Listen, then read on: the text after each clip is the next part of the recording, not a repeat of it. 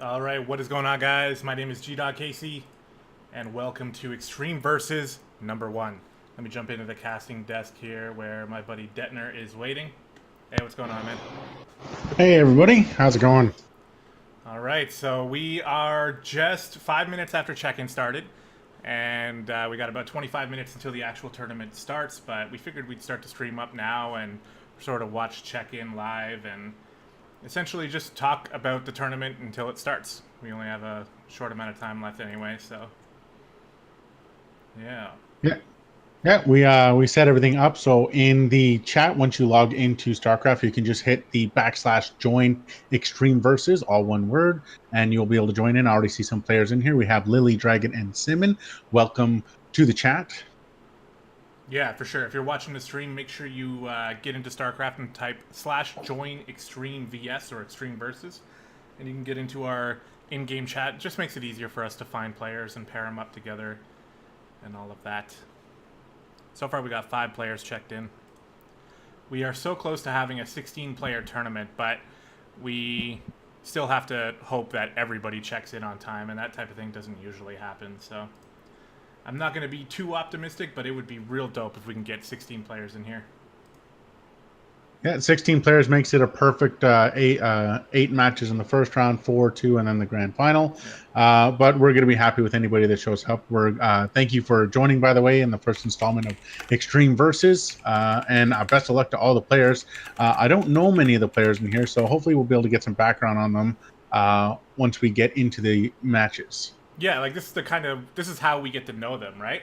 Hopefully the goal here is to put on a good show and players have fun and then they come back, and then as we continue running this tournament, we start to get to know people, we know their play styles, and then new people come in, and it's just that's what makes it fun. So definitely looking forward to it, and we have decided to make this tournament an open tournament, meaning that all leagues are allowed, which means we're going to see the best potential games. We're going to have GMs coming in here trying to get a hold of some of that money. So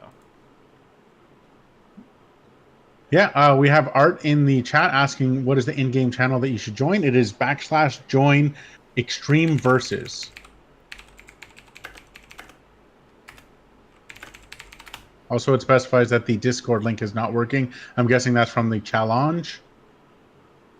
oh, really? Hold on. Let me go ahead and get it. Can I put it in Twitch chat? I've actually never done that before, so let me... I believe so. Only moderators and the actual person can post links, I'm pretty sure. There we go. give that a shot. Welcome, Simon. Again, we have a 3-minute delay, so everybody, we do apologize if there's a little bit of delay in the responses, but hopefully we'll get to everybody in the chat. And once we get closer to the time, we will start pairing people up. And if you're not listening, or if you're listening via the Twitch channel, it'll be a little delayed. But if you're in the chat like we asked you, we'll pair everybody up from there. Yeah.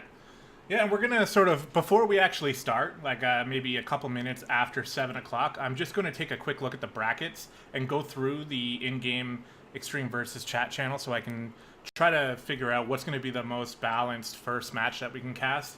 Because I don't really want to do like a, GM versus Plat or something like that if I can avoid it.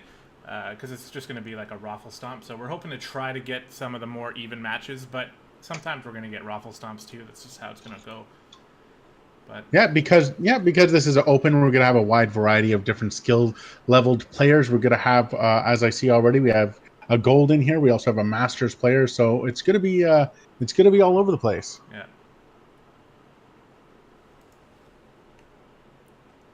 So let's take a look at some of the named players in here, and if you're in, feel free to say hi. And if anybody knows anything about these players, feel free to chime in. We got some in the first bracket, although these brackets are not permanent. We have Jang, Lily Dragon, Rodzin Hemstis or Hemist.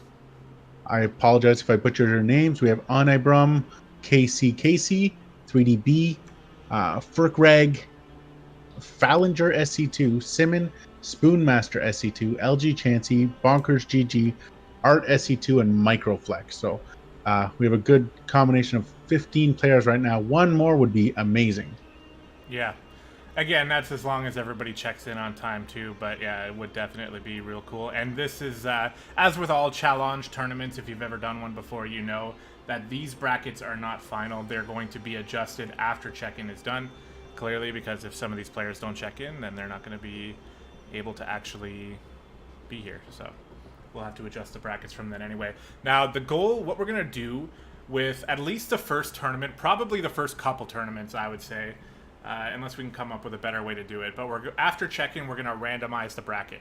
So I know that, you know, if we do have a GM, if we have, let's say, like 2 GMs, then, you know, it would probably make most sense to have them on opposite sides of the bracket. But as soon as we, like, set it up that way, then whoever gets matched up against that GM in the first round is going to be upset because it's like we sort of, you know, we gave them no chance to make it any further. So I just want to randomize it, and that way you can be mad at the randomizer, but not us, because I don't want to take any sides here. We're just going to let it go how it goes. And remember, this is StarCraft 2. Regardless of your rank, you can win because it's all based off of other people's mistakes. Like, yes, if you are going to go up against a GM, you may be in for a tough time, but crazier things have happened, and anybody, as long as you put your best foot forward and try your best, there's always a chance that you're going to be able to win. Yeah, for sure. Especially if it's ZVZ. That'll be your best chance. Who gets the 13 pool down first? So I see some more players coming in here. Welcome to the Extreme Versus chat here on StarCraft 2. We have Simon, Anai Brahm, Lily Dragon, Jay Jang, and Art already in here. I'm guessing Art is Art SC2. Welcome. Yeah, I'm seeing some people from different CTL teams as well. That's awesome. Glad you guys are joining. Don't forget to tell your teammates about it. If you have any teammates that want to jump in, everyone's welcome. It's the whole point of the Open. Yeah, we still got 18 minutes, so tell everybody. The more the merrier. Make the bracket a little bit more interesting. Room for everyone. Now, for those who aren't aware, there's going to be a $50 prize pool. First place getting a whopping 25 Canadian dollars, which doesn't seem like much, but it'll buy quite a few Timbits. $15 to second place and $10 to third place. So even in that bronze match, it's going to be important for someone to get some money and someone to walk away with a ribbon. Yeah, for sure. Also, as mentioned in the rules, but we'll go over it again here, we're going to be casting one match from each round, and we're going to be doing a third place match as well and casting that. So the only time, like the way I want to set it up is that if you're done with your match and you check the bracket and you see that in the next round, that guy's already done with his match as well, and you already know who you're up against, you can, for the most part, go ahead and start that match all the way up until the third place match and the finals. So the third place match is going to be casted.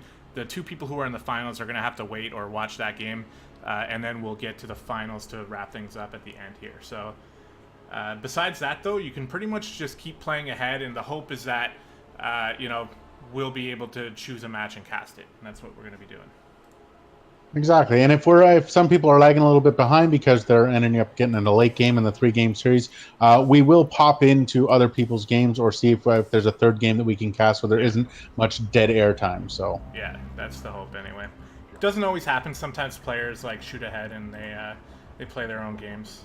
That tends to happen sometimes, but hopefully, we'll always have a game, because even if we are the last ones, like if we're casting the longest match and everyone else has moved ahead, well, whoever wins the match we're casting is going to have to move on, and then we'll just cast that game. So exactly, should be fine.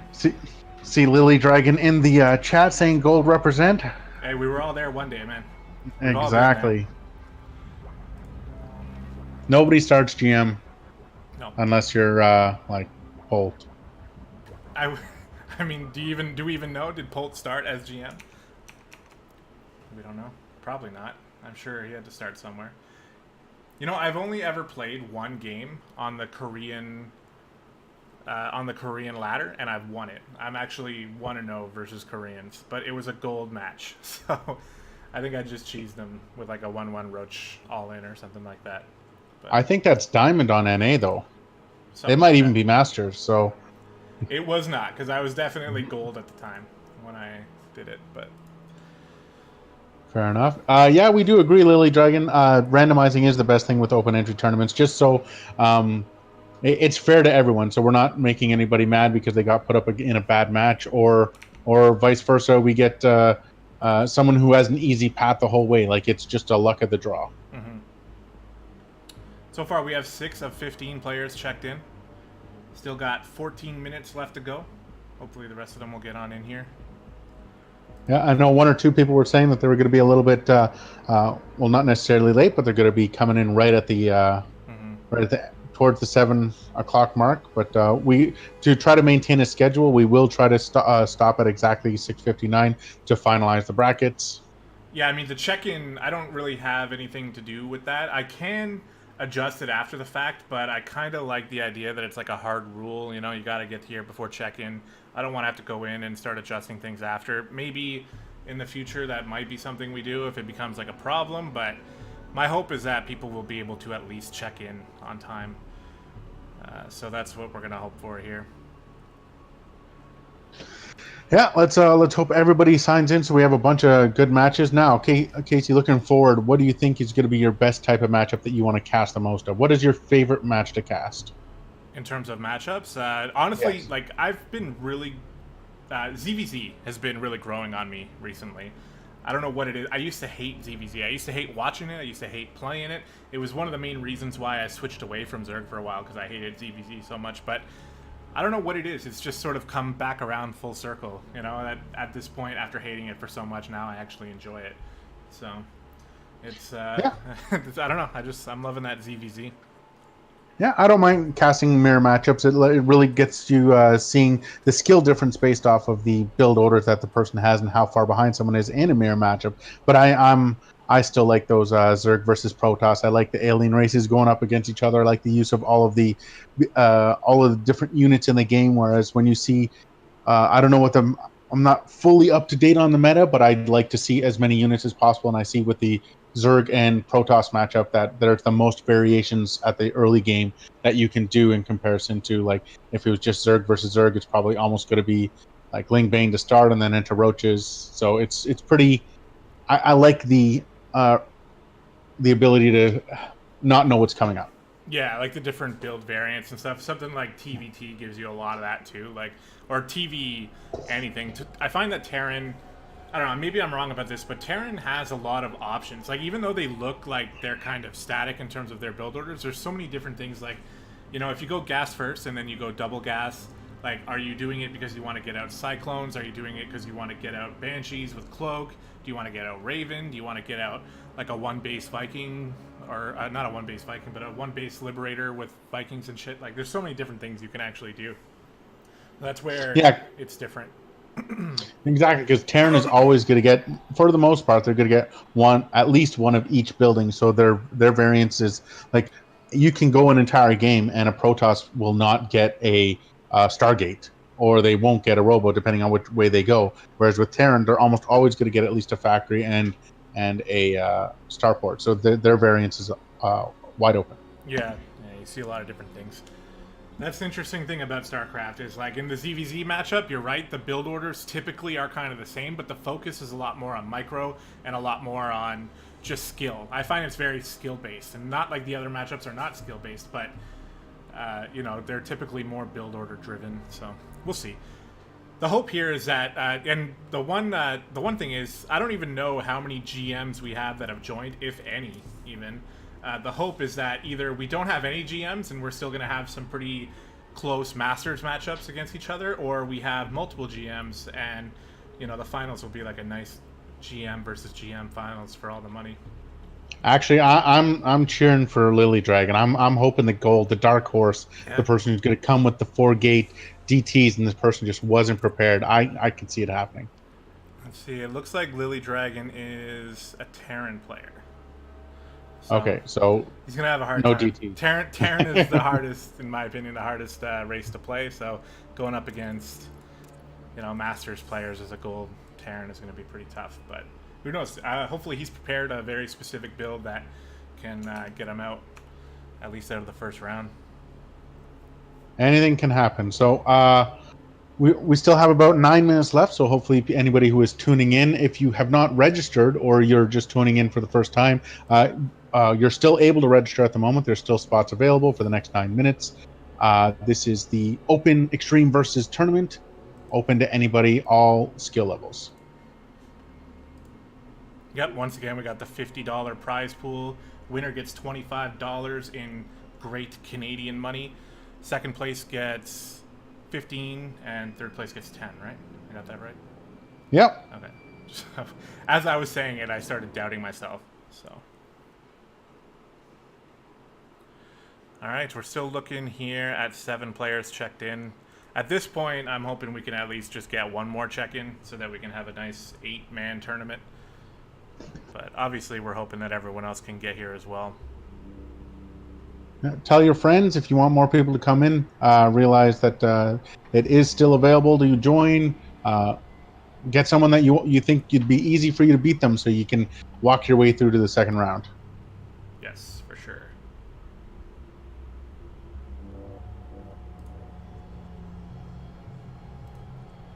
For sure. Just looking at the bracket here.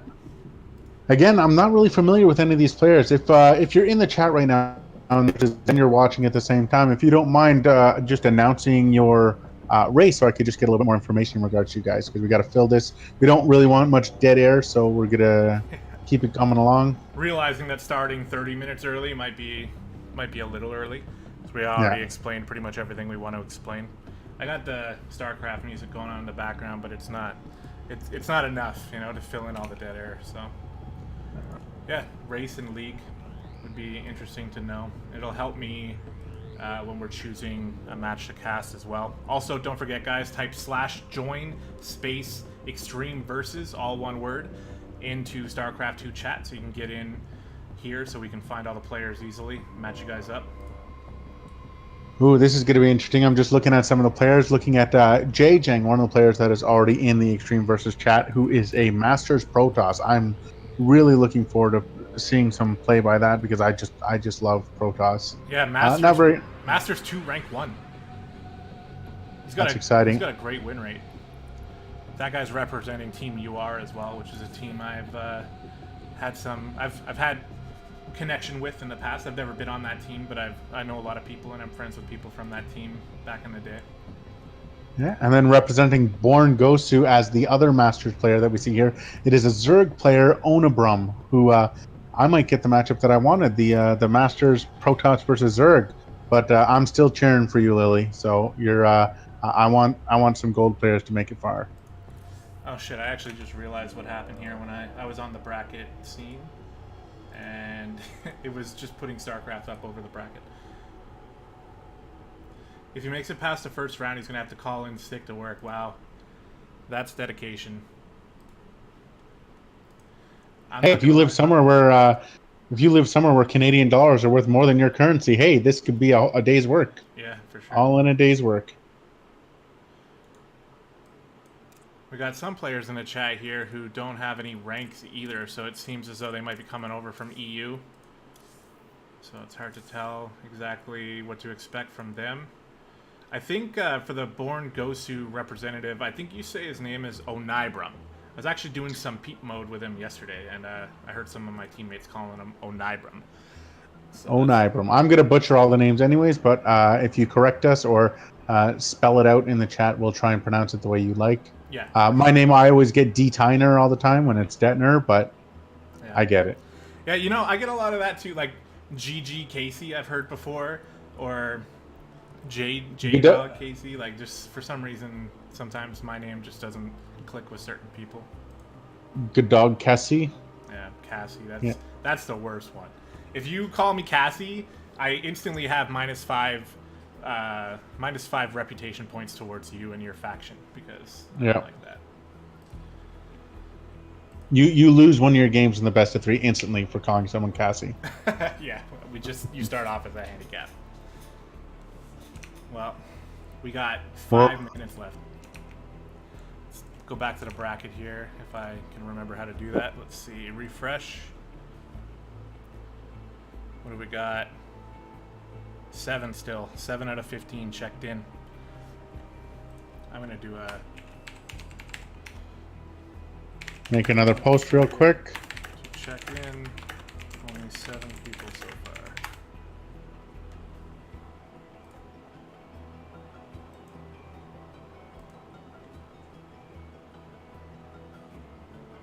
far. Art is also saying I may be a little bit late. They messaged at 6:40, so please wait for me. Yeah, he's checked in already. Oh, okay, perfect.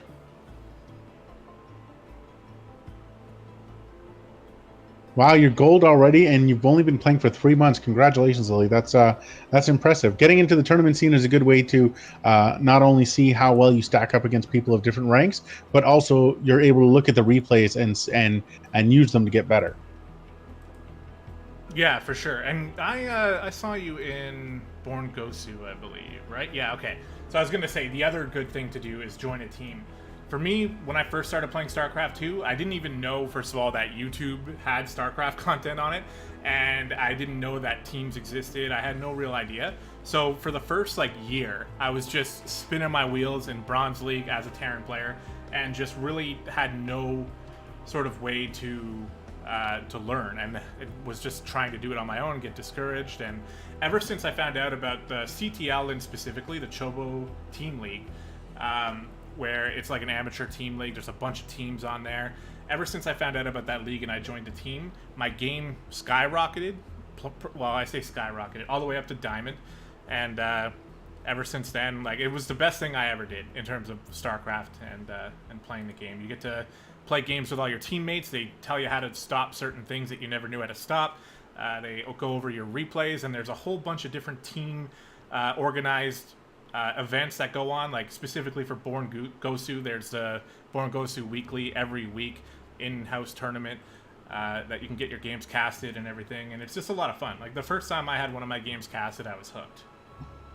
So yeah, I would highly recommend the CTL as well, especially if you want to improve your game. It's really good to put yourself in a situation where you're surrounded by other players who just focus on improving, looking at replays, just getting better at the game, and being in a team, in a league, having weekly matchups. It's really, really good to help.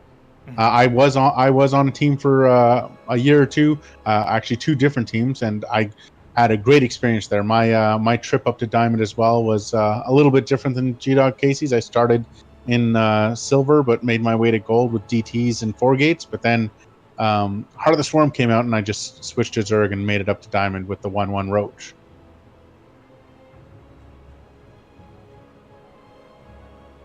But everyone's climate's a little bit different. But again, we would highly recommend joining a team, a league, watching as much content as you can, including on www.twitch.tv/gdoggcasey. That's a really good place to learn. Yeah, right. You won't learn anything here other than how to micro your units.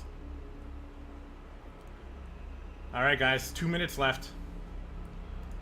Call Terran just hopped into the server. There's a name I recognize. Yeah. He's got literally 1 minute to sign up if he wants to. So here we go, guys. We're getting pretty close to it here. Still I'm showing surprised. 7 people. Nope, now there's 9. 9 people checked in. There we go. Oh, someone's going to get a buy. So we at least have a round of 8 here, so that's good. Did Cole turn? No. That's so sad. It says that it's a 16-player single elimination tournament, so it's giving us that hope that we would have that great 16-man tournament, but so far only 9 people checked in. And that is going to be finished very soon here. So, I mean, these guys on stream are already too late. If you're hearing me say that there's only 1 minute left on stream, then it's already too late for you. So I'm sorry. But we'll be doing this every 2 weeks. Approximately, it's not always going to be on a Thursday or a Friday where, we work as well and we have different schedules that sometimes have us working on different days. But we're going to shoot for every 2 weeks. Yeah, and we got to make it fair to everyone. So we do apologize to anybody who missed the clock-in, check-in time. But again, we have to make it fair to everyone and try to keep a timely schedule because some of these tournaments, especially with best of three series, can drag on a little bit longer. But as we shut down the challenge, let's take a look at the brackets, Casey, if you want to bring them up. Yeah, I'm going to go ahead and show right here. I'm clicking process check-in results. So check-ins are processed. We are all done now. We're going to move over to the participants, and we're going to shuffle the seeds. Simmons asked how will the brackets be reshuffled with people not checking in. So when people don't check in, they get removed from the bracket, and then we're going to shuffle it so that it's random and you can't get mad at us for who you're seated against. Oh, look at that. Coltarin jumps in, immediately is given the number 1 seed. So there we go. I've shuffled the seeds. I'm going to take a look at the bracket. You guys can take a look at this. You'll see where you are. So unfortunately for Rodzin and Art_SC2 and LG Chansey and Onibrum, you guys are fighting in the first round. Now, I know that actually, I think Art said he might be slightly late, although he managed to check in, and Chansey said he might be slightly late. He also managed to check in. So hopefully everyone's here. And we're going to take a quick look as I just clicked on Start Tournament. Let's go ahead and see who we can cast.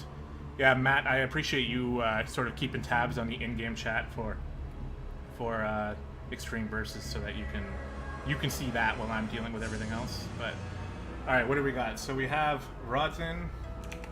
Did I say that right? Yes, Rodzin. Hold on, let me go back to the out of game. And Art, are both of these guys here? Art is here. He's currently away. And I don't see Rodzin in Extreme Versus chat. I'm just gonna say /join Extreme Versus in game so we can get started. Said that a couple times already, but hopefully people will get on in there. So I don't see Rodzin yet. Can't get started with him. The other matchup is LG Chansey versus Onibrum. I know Onibrum was in there. Yep, there's Onibrum, there's Chansey. Okay, so let's go ahead. I'm going to invite Detiner. And I'm going to invite Chansey. And I'm going to invite Onibrum. This is going to be the first match. Both of these players are masters, meeting in the first round. Oh man, unlucky for them. But a good first set to start on. Yeah, for sure. Now, again, the way we're going to be handling maps here is we're doing the basic AB veto system. It's a best of 3. The higher seed, which is essentially just going to be that person who's higher. Or wait, what did I actually set a rule for that? I might have done that. The maps. The lower seed gets to go first. The lowest MMR gets the first pick. So we're going to go with Chansey. So Chansey, if you'd like to make your first veto, or if you two would like to converse amongst each other. So again, the first matchup that we're going to be casting is going to be Onibrum versus Chansey. Now, if you are in the bracket and we are not casting you because we're only casting one round per or one match per round, please message your opponent and have them start as quickly as possible. Yeah, which right now it's essentially we need Rodzin and Art to play. So. Oh, Art's no longer away, so they're on. Art, if you want to go ahead and message your opponent. And are we allowing Spoon and Jang to play and Hemist and Casey to play? I think we probably should, because I don't want them to have to sit around and just wait. Although I'm a little sad, because those are some players I wanted to cast, but hopefully that's the thing. Let them choose. If they want to be one of the ones that are possibly casted, then we would wait until the entire second round is set up, and then we will pick. But if you want to just play, then they can go ahead. All right, so Chansey is vetoing Blue Shift to start. I'm going to go back to Extreme Versus and just say, if you have an opponent on bracket, go ahead and play if you want, unless you want to wait to be passed. Unfortunately, I see Microlife in Discord specifying he apologizes. He's a little too late for the check-in. Shit. Yeah, that sucks. We have to make it fair for everyone. We do apologize, but we will be doing this every 2 weeks with a $50 prize pool. He thought he was going to win, too. This guy was saying he was going to come in second place. Saying he stayed up for it. It's already too late. We already hit start. I'm sorry, man. I don't even know if he's in the stream anyway, but... Okay, so we have veto for Parasite. So, Chansey, go ahead and make your second selection.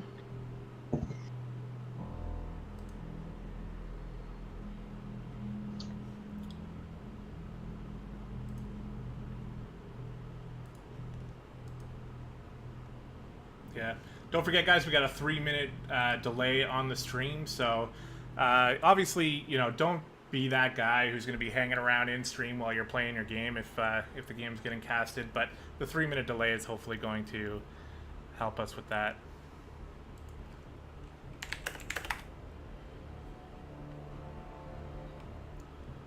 Oh, did Lily not manage to get in either? The chat says was watching the stream, not paying attention, didn't realize there was an extra step. Oh no. Rip. Well, that really sucks. It's okay, it's a learning process. We've all been there. I remember about 2 or 3 years ago, actually it was probably longer than that, Tempo was running a bronze to something tournament, and I was really excited. I went to join, and I forgot to check in. Alright, we got the last veto, Cerulean. So that leaves us with what? We've vetoed Blue Shift, Parasite, Dreamcatcher, and Cerulean. Which means that... I'm pulling up the maps here. We have Acid Plant, Acid, Fracture, and Lost left.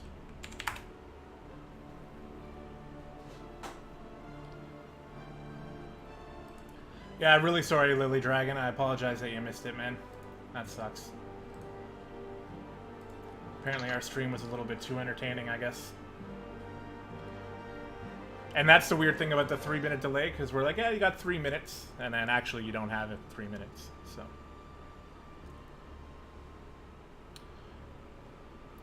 So Chansey gets first pick, I think.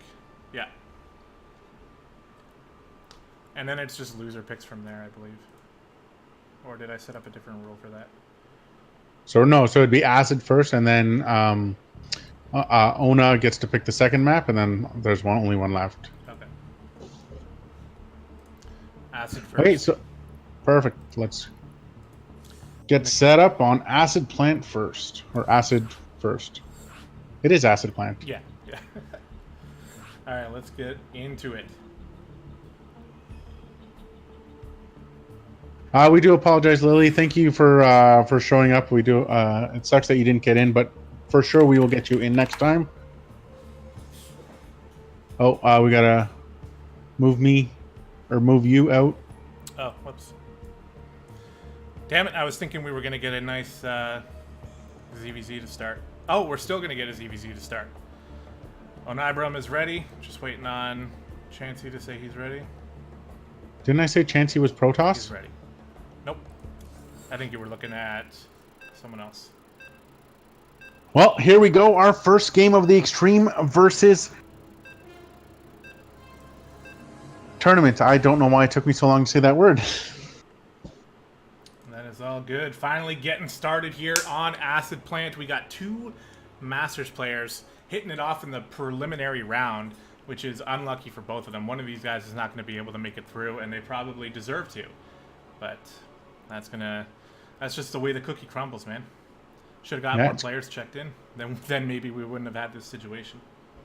Yeah, but that randomizer made it so that we are going to have a really good first matchup to cast, and it's exactly what gdoggcasey wanted earlier in the cast, a ZVZ matchup of almost the highest level. So there we go. So here we are, guys, on the map. Acid Plant in the top left corner, representing Born Gosu in the blue. He is Onibrum. And spawning in the bottom right, as the red Zerg, we have LG Chansey. So here we are kicking things off pretty much right away with an early gas into an early pool coming from Onibrum. This is going to signify some pretty serious aggression coming from this side of the map. It's going to be up to Chansey to decide whether or not he's going to see the lings coming across on the minimap. and whether or not he's going to react properly. This sort of opener coming from Onibram is basically putting all the onus on Chansey to respond properly to the attack. He's going hatch first. That is the worst possible decision, but again, as long as you defend it properly, it is capable of defending this kind of early aggression from Onibram, but it's gonna be difficult. Yeah, it depends on what Onibram's going to want to do with his early gas. A lot of Zergs will pull out of gas and just get the speed, and then they'll try to take a second, and that means their goal is essentially just to cancel this this expansion and then just secure a lead going forward. Also, guys, let me know if the music is a little bit too loud. It sounds like it might actually be a tiny bit too loud, so I'm going to go ahead and just lower it a little bit.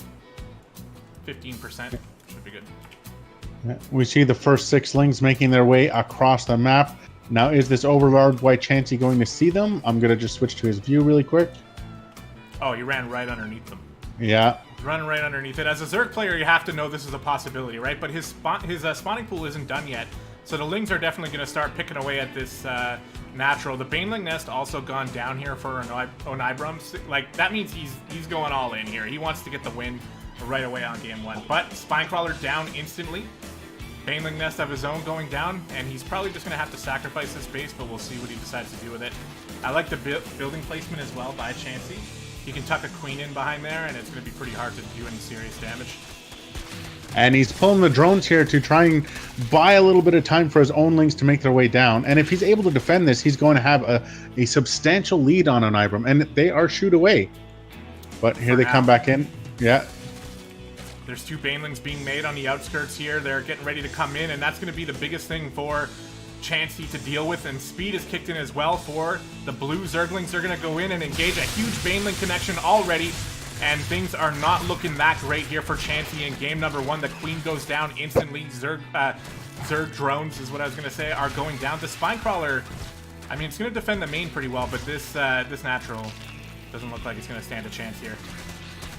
Now, Chansey's own 2 Banelings are being morphed up by the spine, so they are protected, but it does look like this natural is only a couple ticks away from going down, as we see. Oh, he's being so touchy about it. He gets it finally. The Banelings are done for Chansey, but not in time as the second base goes down. Now, the thing is, Onibram hasn't started his own base. He's got the Baneling Nest, right? Which means he kind of wants to get the kill here. Chansey, bold decision here to go ahead and drop down the natural. Once again, the lings from Onibram going to come in. He's got an Overlord sort of in position to see this kind of thing happen. Is that going to be a cancel? Yes, it will. Chansey wants his Banelings to be kind of leading the charge here so he can zone out those lings. But now, Onibram going in for the potential killing blow here. What kind of trades can he get? Wow, those Baneling hits are amazing. Oh my god, so many. And there's the GG. Yeah, that's going to do it for game number 1. But you know what? That's why we do a best of 3. So that if you mess up a little bit in game number 1 or get caught off guard, you get another chance here. So let's go ahead and move into the next one. What is the next map anyway? I really like the Baneling micro there. It made it so that he took advantage of its early aggression, and the fact that Chansey kept trying to put down that natural. I'm like, wow, he's confident he's going to be able to hold it. But we see Onibram take the first map, and we're just going to see what is next. It's going to be Lost. Lost, all right. Got Gamer Richie in the chat. It's been a long time since I've seen him. Used to be on All Inspiration with him. That guy was a master Terran player who was very good. Even gave me some Zerg coaching at one point way back, so good to see him again. All right, let's get Chansey in there. Getting ready for game number 2. This one's going to be on Lost and Found. Onibram is ready. Chansey is R. Let's go. Let's actually go. Game 2 of this best of 3. This is the first matchup for anybody just logging in right now and watching. This is the first ever matchup of the Extreme versus tournament. It is an open tournament, open to all leagues. Our first matchup, unluckily, has a Masters, 2 Masters players pitted against each other. But this is game 2 on Lost and Found. Let's get into it. Yeah, like you said, man, 2 Masters, unlucky to go up against each other in the first round. Both of these players are almost definitely capable of pushing into the later rounds, but sometimes the randomizer just bites you right on the bum. and that's what happened to these guys. So, on Lost and Found here, in the top... Whoop, hold on. Forgetting my controls here. In the top right corner of Lost and Found, representing Born Gosu, currently up 1-0. It is Onibrum. And spawning in the bottom left as the red Zerg for Team Jamit, it is LG Chansey looking to come back in this game number 2 after a disappointing first game lost to Banelings early. But let's see if there's any difference in this matchup. Yeah, Onibrum already backing off a little bit, looking like he's going to stay off the super early pool here. It's really, what I'm really interested in is to see what Chansey does now. After getting hit with that Baneling all in, there we go. We got the 17 pool going down. That's a little bit more to be expected, I think, in a ZVZ. You can defend the early garbage much better with that. And Onibrum going for the early hatch. That signifies to me that Onibrum feels pretty confident in this match. He's already up 1-0, so he's got reason to feel like that. And he is thinking that he can go ahead with that early hatch and then probably defend it. Yeah, he probably thinks that he probably scared his opponent. So if he does make the opponent go pull first, which Chansey did, they're going to have the slightest advantage just because of the aggression from the last game. That chance is going to be a little bit more safe. Yeah. Just a really small... That's what everybody says anyway. I'll be honest, I'm not smart enough to know even... like what the advantage is. Maybe it's 1 or 2 drones advantage for Onibrum. He does get that extra production a little bit earlier, but you know, the actual difference compared to being a little bit safer, I think, is not really that much. And I think Chansey's going to be happy to find out that he's not getting attacked early anyway. Yeah, we got 4 early lings coming out for Chansey. Let's see whether or not they're going to be moving across the map or if they're going to be defensive. Looks like they're going to be breaking down those early rocks, which for the longest time I didn't know why people broke it down until I realized once in a big fight that I lost because I was attacking that rather than my enemy. So yeah. I see why people attack it. You can A-click on them by mistake, and then you can ruin the whole engagement that way. But also, the amount of times I've died because my lings were attacking those rocks and I didn't notice anyone else running in has happened to me as well. Now, I'm curious about this reaction from Onibrum because he did see a couple of lings make their way across the map, and almost immediately did he drop a spine, and now a Baneling nest has gone down, and we're going to have a little ling fight with a nice little micro. No lings lost at the natural of Onibrum. But that spine was a really, really quick reaction. It's already done. Yeah, a little bit of an overreaction there from Onibrum. The 4 lings initially don't necessarily signify a huge attack. I send the 4 lings across every time just to get some scouting information, but it looks like these lings are running under another Chansey Overlord. So once again, there's some more aggression coming against Chansey, and he's seen it with his Overlords, but he's actually going... Okay, no, I thought that drone was going for a 3rd, but instead, these are double Evo chambers. He's got 2 queens here, ready to defend. And we got 4 Banelings being made here from Onibrum. Oh, he's walling off heavy. Oh, is that a full wall? Oh, he cancels it, but I'm curious as to whether or not that's a full wall. I think he just tested it. No, he's going to put the queen in the spot there. Yeah. So I'm curious as to whether or not... Yeah, I don't think these Banelings are going to do very much. We'll see. Here they come, coming on in. The queen is holding the fort pretty well here. 1 Baneling already going down. At this point, a lot of lings are going down here. This queen is getting a little bit injured. The Banelings are not going to be enough on their own. Onibrum is sending a few more lings across the map. In fact, there's quite a lot. Oh no, the queen moves out of position. There's a drone there, but it's not actually blocking off anything here. The Banelings are connecting on some lings, and that was a little bit disastrous for Chansey. 2 Banelings making it up into the mineral line, and not actually going to get a crazy amount of damage done. But more lings filing in here. The Roach Warren is done. We don't have any roaches being made, though, and the lings are running rampant all over Chansey's natural. And he's even got Banelings being made right in there. Yeah, look at all the weak drones that are in the main of Chansey. Just going to get tickled, and this looks like it's almost the end of but there it is. Yeah. Yep. And Chansey's going to go ahead and tap out. So very...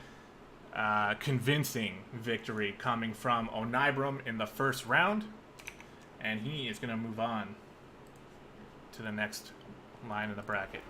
GG. Now let's go ahead and take a look at the bracket, and we'll see what is going on. By the way, thank you very much to Wuijikin for the follow. I appreciate that. Let's go to the bracket here. Well, that's not the bracket, but we'll get there. All right, so Onibram goes up by 2. He is the winner. Submit. Looks like the other match is still going on. Let's see. Are they currently in a game right now?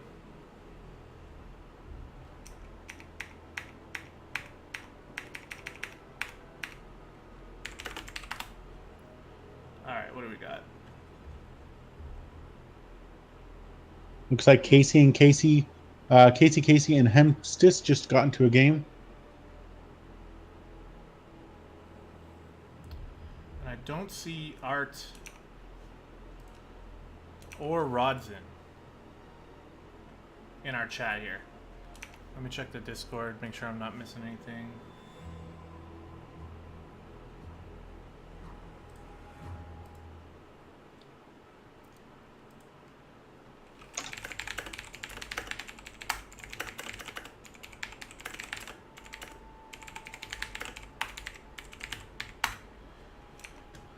I will link the bracket in Twitch chat so they can take a look. So I'm not exactly sure what's going on with Rodson or Art. They don't appear to be in the chat, so I don't even know if they're actually playing their game. So let's go ahead and see. Looks like Coltarin is in a score screen. Everyone's pretty much in a game. Is Spoonmaster and Jjang playing at the moment? Not sure. Let me get out of this here. Control Shift 3 to set best of 3 on the scorecard. Oh, I see. Okay. Thank you. I will do that in the next game. I was tweaking the actual score, but I didn't realize you could do that. Control Shift 3 to set best of 3. I'll try my best to remember that. But I very much appreciate that, sir. Alright, so let me just message this guy here. Are you playing your game?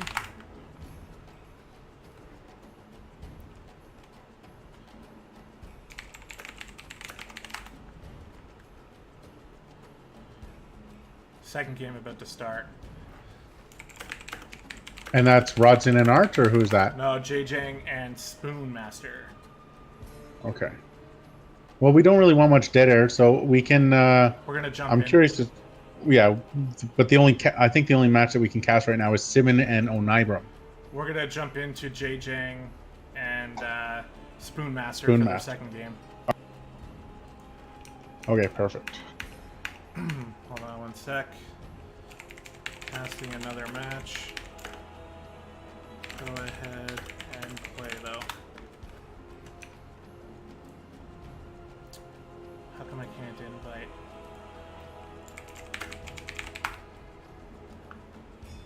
Jesus, my typos are terrible today.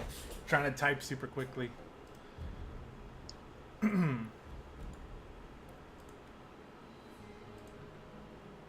Here, let me get out of the party. Do the invites again, yeah? Yeah. So I am invited, and I will try to suggest that we invite Detiner. I'll just blind cast. I'll do a 3-minute delay cast.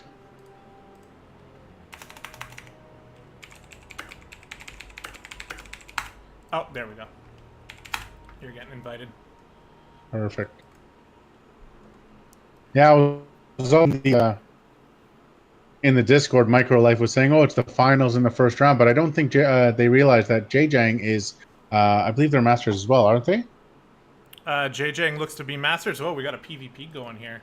Oh wait, who won first game?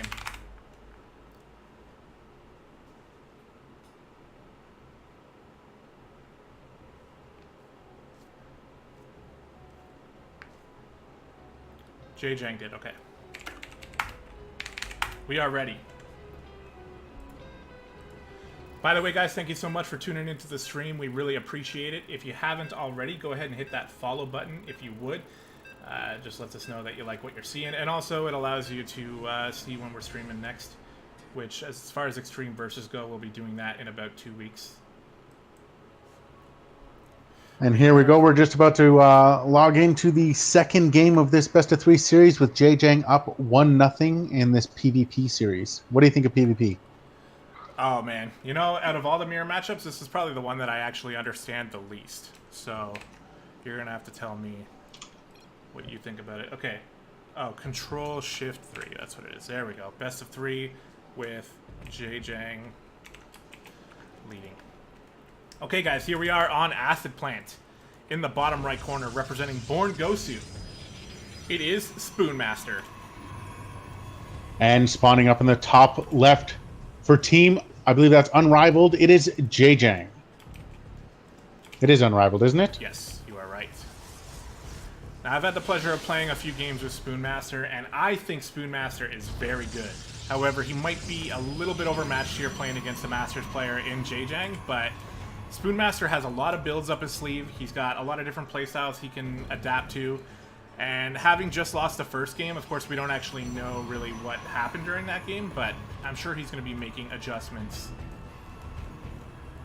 Yeah. So again, my knowledge of the PvP matchup is probably, I don't think it'd be very much more than yours. The only thing that I'm concerned about is whether or not it's going to be a 2-gate or it's going to be a fast expand, but it looks like both players are going to go with an early 2 gates and double gas to start. Yeah.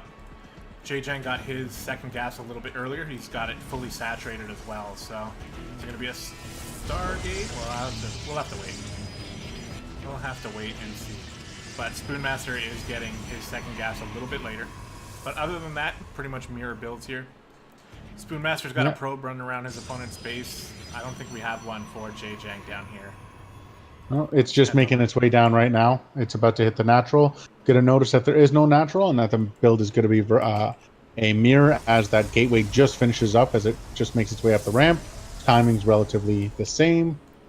This is a good time to get a probe in here. He really wants to know what is Spoonmaster going to make after the Cyber Core. That's the big one, right? And on the other side of the map, the Stargate does go down for Jang. Pretty solid opener. Yeah, so this is where we see the first variance with the Stargate going down, but 2 Adepts being chronoed out almost immediately by Spoonmaster. So I can see some early aggression, although we do know Adepts don't shoot up. Yeah, so if... we'll have to see what Jang wants to do to defend against this. The 2 Adepts can get into the base and do some real good damage, but it's pretty well defended here. Oh, Spoonmaster went for a pylon block on the natural. That's pretty annoying. Now, I'm curious as to... no, so also, Spoonmaster doesn't know that Jang went Stargate. So here we have a Oracle being chronoed out as soon as possible with 2 Adepts making their way across the map. Spoonmaster is getting his Stargate behind this as well, but it's much later than Jang, so that's going to be a little bit of a disadvantage for him here as the Oracle is just about to pop out. These Adepts, it's going to be a 2-on-2 fight with a Stalker there as well. Not exactly sure how much they plan to get done. Nice shade from Jang to try to follow in the Adepts, but he's kind of miscontrolled it a little bit. So a couple of Spoonmaster's Adepts are going to get in, but wow, that Oracle really helps to defend against this kind of thing, and we're going to finish that engagement with 4 workers killed. One of them actually happened on the other side of the map, so... I'm actually really, really glad for Spoonmaster that the Oracle stayed to fight and help rather than make its way across the map unnoticed, or else they wouldn't know to be making a Phoenix first instead of their own Oracle. So that Oracle could have done a lot more damage than those Adepts did, but because it stayed home to defend, now a defensive Phoenix is made. Yep, Spoonmaster's Adepts had collided with Jang's little army here, so he shades past them, trying to get up into the main here, but there's a pylon in place. Nice top-level play there from Jang. These Adepts are not going to be able to get in. Not at all. So they're essentially useless over here on this side. Meanwhile, the Oracle comes in. The Phoenix is not exactly in position here. The Oracle is not exactly attacking at this moment, and I don't know what's happening here. It looks like the Oracle is turning around and going all the way back home. Eesh. I wonder if that's miscontrol there. Yeah, the Phoenix is going to give chase. No, it looks like it's going to come back in, but we do have a natural down for Spoonmaster, so it looks like he's going to have a little bit of economic damage or a little bit of an economic lead and as I say that, Jang drops his own natural. Yeah, it is quite a bit later, though, so, Spoonmaster can get those probes chronoed out a little bit quicker. He'll have a little bit of an economic advantage, as you said. The Phoenix are starting to pull up a little bit as well. Once you get to 4 or 5 Phoenix, the Oracles become much less effective. But here we go. Double Oracle coming in from Jay Jang. There's actually not a lot of probes in the natural here, so they can't get a lot of work done just yet. But I think the Phoenix spotted that. We're going to have a little bit of a two-pronged attack here with the ground army coming in through the natural. Those shades are... One of them is going to finish. And we got an adept from Jay Jang in the main of Spoon.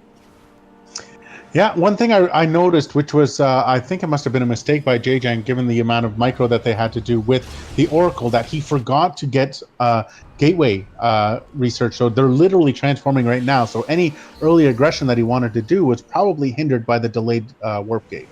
Could have been, for sure. We got a sentry here for Spoonmaster. The Phoenix are out here.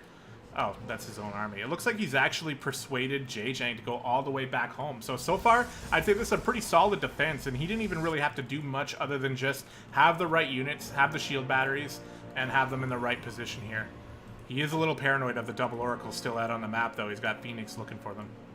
Where are they? Yeah, we look Spoonmaster, who has a 3-worker lead right now. Has the 2 Oracles, I believe, are up in the top right corner. They're almost hidden, like even on the mini-map, you can barely see them there. But there they are. So they're not being incredibly useful in that corner, although they are banking up energy, so that's pretty cool. The Phoenix here, trying to poke around here. Going to be able to pick off a couple probes, although there's only 3 Phoenix, so they're not necessarily killing them super quickly. But so far, this is better than nothing, as the worker kill count continues to rise here for Spoonmaster. Now, noticing that the Phoenix are across the map, look at the reaction by Jay Jang, moving these Oracles in almost immediately, and they are going to get some work done with almost full energy. Absolutely. Nice response here coming from Spoonmaster, but he's going to lose some probes inevitably here. The Phoenix are responding, and he's getting collapsed on. These Oracles are going to die. And after 7, that was 7 workers killed in like 3 seconds, so that was still pretty good for Jay Jang, but Spoonmaster able to clean up the Oracles and is now not having to worry about that threat. Yeah, I'm not sure if you noticed, but it looked like Jay Jang was just trying to recall them back. Little sneaky move by the Protoss player. Oh, I'm out of position. I'm going to lose them. Let's recall them. But the Phoenix made their way across the map. Now with air dominance by Spoonmaster and a substantial supply lead right now, 14. And again, ahead in workers are going to make their way across the map and do a little bit of more economic damage, as there's nothing in the mineral line to protect from these Phoenix. Yeah, absolutely. The Stalkers seem to have sensed something. They're going to try to come in here, but 3 Stalkers is not enough to really scare Spoonmaster too much. He's actually just going to pick up the Stalkers. I don't really like that idea. He did pick one off, and he's going to get out of there without losing any Phoenix, it looks like. 3 Immortals, by the way, as well as Charge coming in for Jay Jang. So he's gearing up for, I'd say, like a pretty much close to an all-in attack coming from him soon once those Charge lots are done. Yeah, given the amount of economic damage that Spoonmaster has done, it looks like Jay Jang is going to have to be really aggressive and make his way across the map. I just hope that Spoonmaster gets enough energy on these to be able to pick up these 3 Immortals. Yeah, the Immortals are going to be key targets. Look at that. Just as the army moves out, Spoonmaster slides right back in. Gets the gases to be canceled somehow, and he's going to follow this army across the map, realizing that the attack is about to get started. Let's see what he does to prepare for this. Extra shield batteries going down. He's got 1 Immortal, and the Phoenix are going to be the key units here. They have to pick up these Immortals. They have to be careful not to get targeted down by the Archon, which is going to be able to do massive damage to the Phoenix, especially if they clump up. Yeah, I'm really liking Spoonmaster's position here. He's got a lot of static defense here. Those shield batteries are just so strong, and he's got a good position.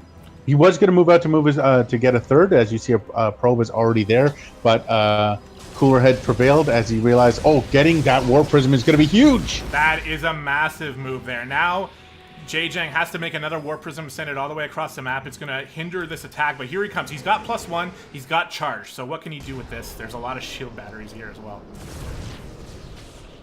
Looks like a little bit of indecision there. He's checking for the 3rd base. I mean, he wants to wait for that Warp Prism anyway, I think, but Spoonmaster chasing him out. He wants to get some damage. Being out in the open like this again. Oh, look, this is what the Phoenix are meant for. This is great. But those Zealots don't charge. Don't underestimate them as they're getting on top of the Stalkers. It looks like Spoonmaster is actually losing this fight. Yep, the +1 charge lots with the Archons in the back have been incredible damage dealers here in this fight. The Immortals being picked up didn't actually matter all that much. So far, though, Spoonmaster has held this off, but it's not looking that great. He's very far behind on his own charge and his own +1 here, but Jang backing up just for now. Wants to reunite with his Warp Prism. Yeah, I didn't like that aggressive move by Spoonmaster to try and chase him away because he moved away from his 4 full energy shield batteries. If he would have just stayed there and lost the pylon at the third, it would have been minimal casualties, and he would have been able to survive a little bit more, at least be able to save a little bit more units with those zealots just tearing apart everything in front of them. Check out these Phoenix, though, getting nice damage done in the natural here. Finally out of energy, and at this point we are looking at 27 probes going down here. So very nice job from Spoonmaster with the harassment, but now he's got to deal with this attack here. And it's going to be reinforced with an actual Warp Prism and a bunch of charge lots. Yeah, canceling that third again, as it looks like he's going to... Jang getting another supply lead. Look at all these charge lots here, but now I like his position with the static defense. The Phoenix aren't going to be able to be that helpful here. They don't have any energy. Trying to draw some fire from the Archons, but Jang not falling for it, and he is breaking through here despite 4 shield batteries. Jang pushes it through and takes the victory 2-0. Wow, that was a good game. Yeah, definitely. I mean, both players showed some skill for sure, and Spoonmaster definitely on top of his harassment. I really liked his build choice as well.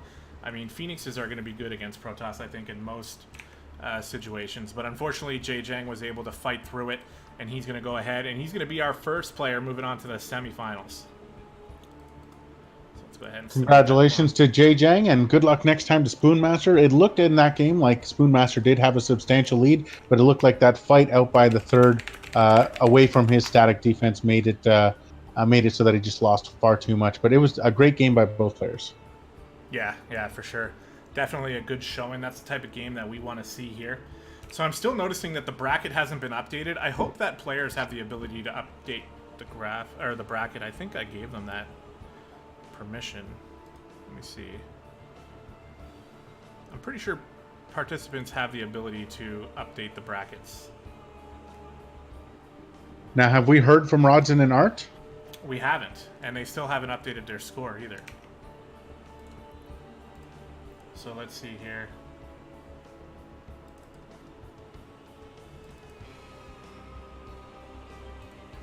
So Rodson is no longer, or they're at least offline in the Discord that I'm checking. Art is away now. Let me try to message him on Discord, see what's going on.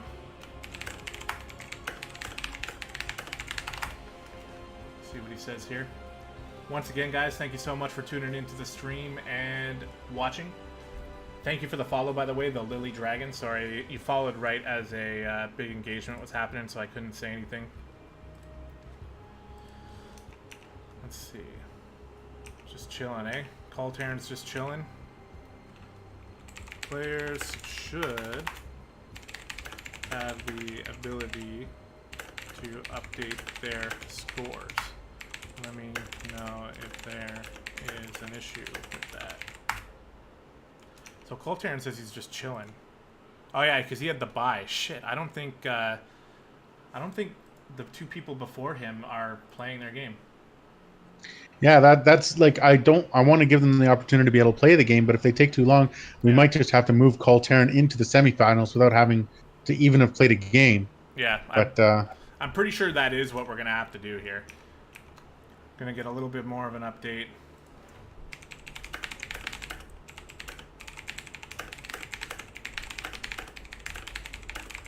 It's the type of thing you have to deal with as a tournament admin, you know? It's like, why nobody gave us any indication as to these two players not playing their game. Don't know why. They checked in, they were here, and then they just never played. They both have access to the Discord, they're both in it. Yeah, it's too late now. It's been over 39 minutes at this point. So yeah, they're gonna forfeit. They are done. Coltaran, congrats, man. You move on. So what do I do here? I guess I just report scores, and I'll just give. I mean, Art is at least online, so I'll give him the win. And then here, I'm gonna just move Coltaran ahead. Now, did we hear from and Simon in their matchup? And also, I saw that Hemston Casey were playing. Curious as to their score update.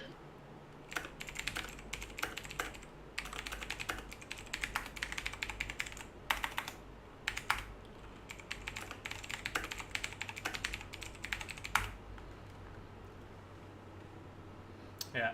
I didn't get any indication from either Art or Rodzin that their opponent hadn't shown up. I don't have any whispers. I don't have any Discord messages. I got nothing from either of them. So I can't hold Coltaren hostage for that long. 2-0 over Sim. Oh, it looks like Onibram won his game 2-0 over Simmons. Yeah, and just check that real quick. Yeah, players are not updating their brackets. I don't know. I feel like I gave them the ability to do that, but so far nobody actually has. And Hemist and Casey, I'm still not sure what's going on with that either. So let's find that out as well. So back here, can I find any of these guys? None of them. Did they both lose or what?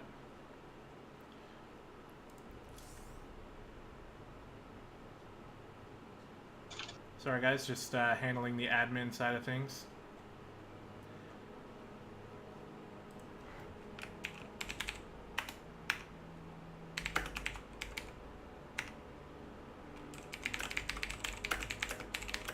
Yeah, I'm just curious as to where everyone went. Like, if you... Oh, Art's back online now. Oh, come on, Art. Now he is in Discord saying, what's going on? What is this bracket?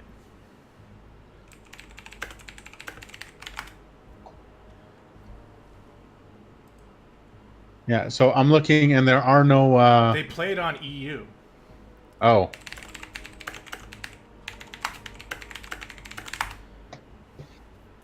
No one told me.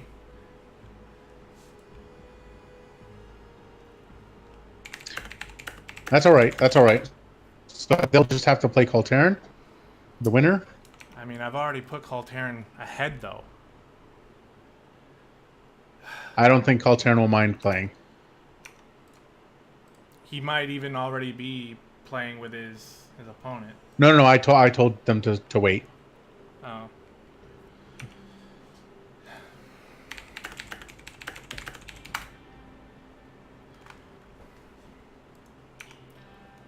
Jesus.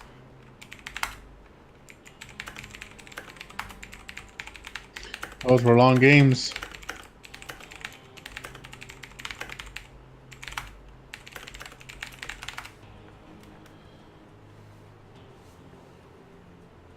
Okay, just for future reference for anybody who's watching, let us know where you're playing if you're going to play your matches that aren't being streamed. Now, obviously, all the matches that are streamed are more than likely going to be done on the NA server.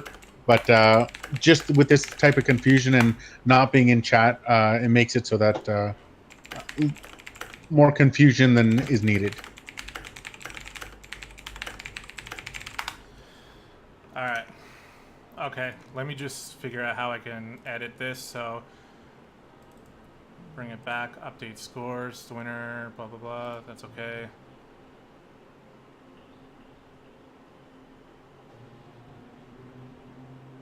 I'm not exactly sure how we're going to fix this.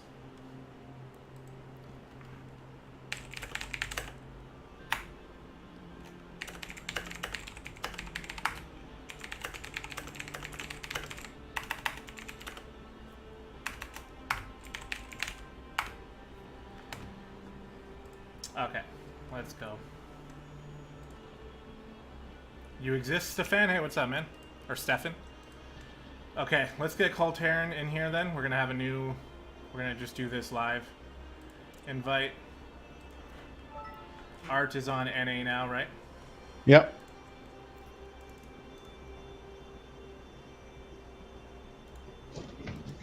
You made a Twitch account just for us, Stefan? Thanks. Oh, thanks, man.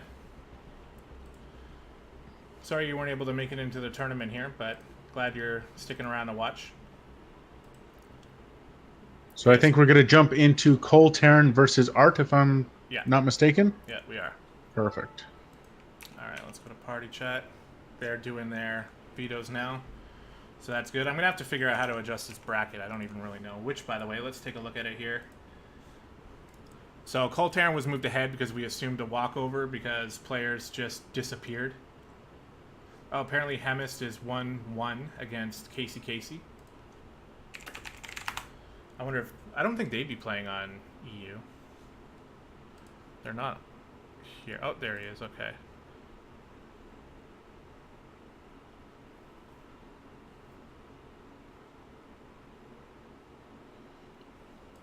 I don't know how it's. Well, I think they are playing on EU because the losses for Casey are from 20 hours ago.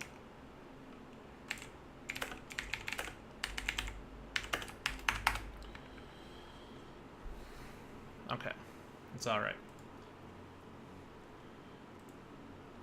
Oops. Once again, I keep forgetting that I'm on that scene, and then I just switch back into StarCraft. But here we go so far. So it looks like it's 1-1, Hemis versus Casey. We're going to be deciding who makes it into the semifinals there. Unfortunately, Coltern has been moved into the semis by mistake. And I don't know how to take him out from here, so hopefully he wins. But he's got a little bit of an uphill battle, because I think Art is a Masters player.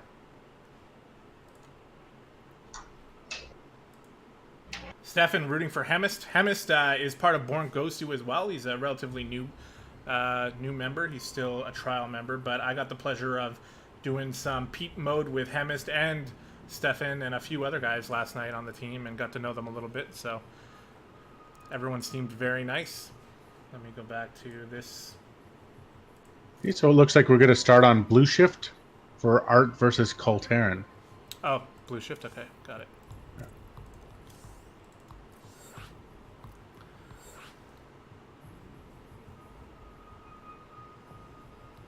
Thank you to everyone watching. If you like what you see, feel free to follow. Also, if you missed the registration, we will be doing this again. Preferably, we're going to be doing it bi-weekly. So if you missed it this time, you'll be able to get it in next time. Yeah, absolutely. Right now we're shooting for the 21st, I believe. We'll go over that at the end of the stream. We'll just confirm the date.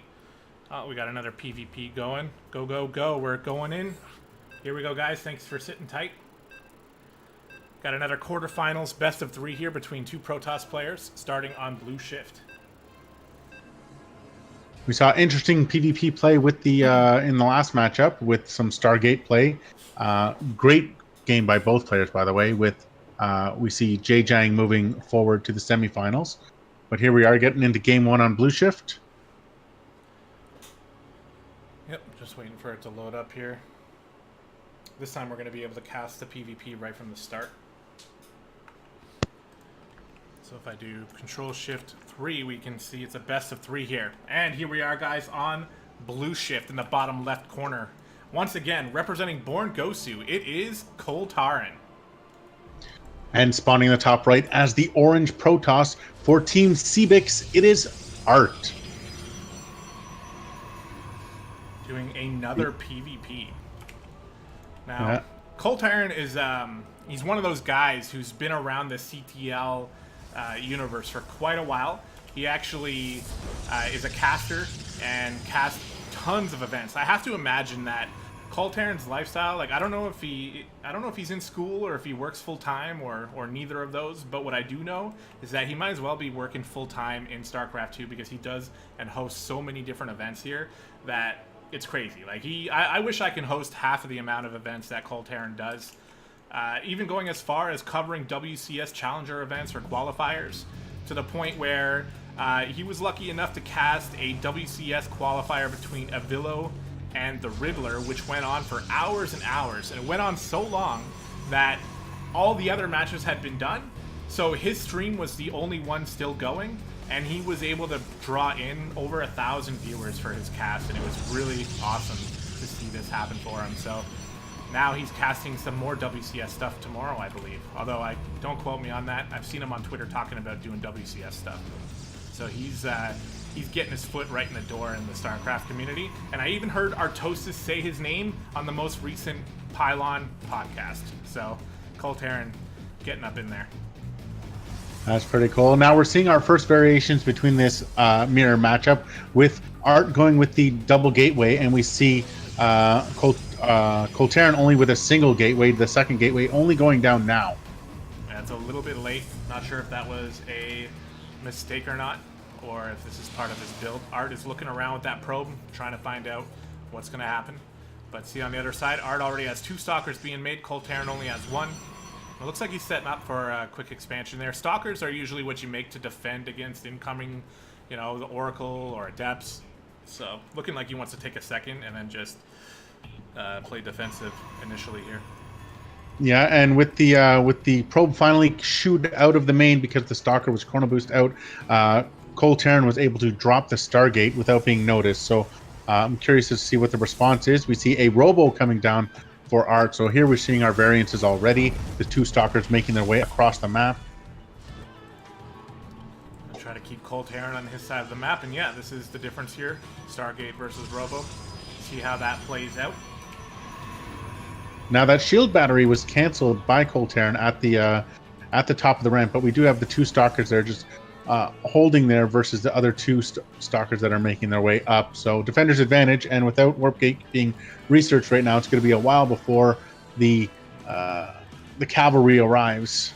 You know what? We got a third gateway hidden in the back of the main here for Art, and it looks like he was faking that quick expansion. He's setting up a pylon down in the natural, and Cole Terran's gonna wish he didn't cancel that shield battery here, because I sense an attack coming in. Phoenix moving across the map. Looks like he's gonna turn around. Yeah, he's gonna need that Phoenix to win this fight. One stalker already gonna go down, but the second Phoenix picks up the weak stalker. Maybe not the right choice.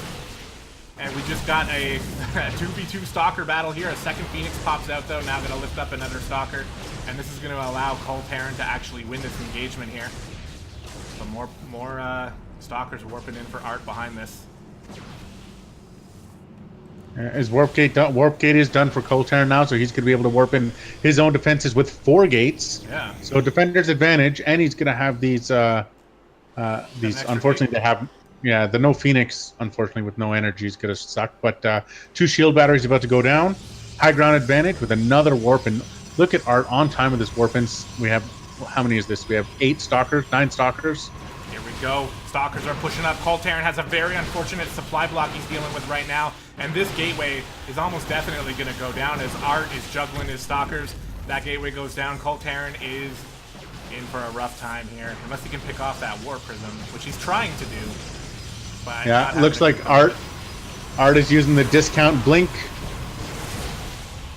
But these shield batteries are doing their work now, finally. So he did lose 1 gateway, but he does have a lot coming out behind this. He's also making a Void Ray. The discount blink. Yeah, Void Ray might be able to help, but he needs a little bit more than just that, because the shield batteries are going to be running out of energy pretty quickly here already. Phoenix going down, the one and only Phoenix remaining is not going to do much to help out with this engagement, and Art is just continuing to push himself through into Cole Terran's space. He's even juggling the stalkers once again. A Void Ray coming out here, it's going to charge up, see how much damage it can get done. It's being focused down now. Yeah, a little bit unfortunate for Colt there. He's got even more gateways though. But can he even afford to use them all on one base? That Cyber Core is going to be going down next. It looks like there's just too much stalker. I love the use of the GG right there. The Warp Prism did a great job of keeping all of his stalkers alive. So. Yeah, exactly. And then plus just the constant warp-ins and everything like that. All right, Cole Terran's picking Acid as the next map. Let's go ahead and get started right away.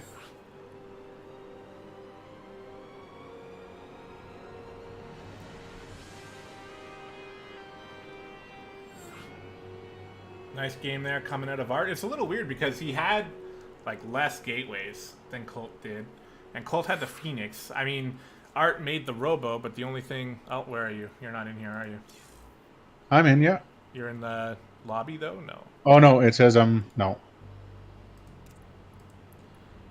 I don't think you're actually part of the party. I think that's why that's happening. All right. Did you get my invite? Yeah, it says entering lobby now. Okay. There we go. I'm in now. All right. Perfect. It was all about that Warp Prism, I swear. Race check. Okay, there we go. Cole Terran did switch to Protoss. Art says go. Cole Terran says go, go. So here we go. Game 2. That was an exciting... I'm telling you, though, it was the Warp Prism that won the game for Art in that first round. I'm looking to see what Cole Terran does in this match. Yeah, for sure. The Warp Prism definitely helps with the quick reinforcement and then the ability to juggle the units up as well. Pick them up right before they die. Very, very helpful. But here we go. On Cole Terran's map, Acid Plant. and we are about to be loaded.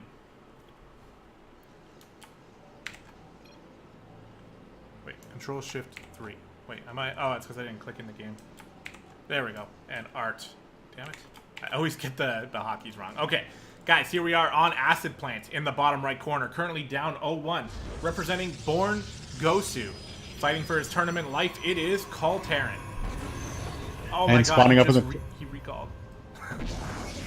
He recalled the probe. Spawning as the orange Protoss up in the top left for Team Cbix, it is Art up 1-0 with the Stalker push off of one base. Great play by him. Yeah, we'll see if Coltarin can hold it this time or if he's going to go with a different strat. Coltarin's got the probe moving across the map, which may have been a little bit further had it not been recalled. I don't know if that was like just like a little flashy flare thing that Coltarin did, because he is known for doing that kind of thing. Not the recall specifically, but for like dropping a spray down or something like that to be a little bit cheesy or a little bit antagonizing. But I don't know about that recall because his opponent didn't see it. So either it was for us to see and laugh at, or it was a total mistake and we saw it and laughed at it anyway.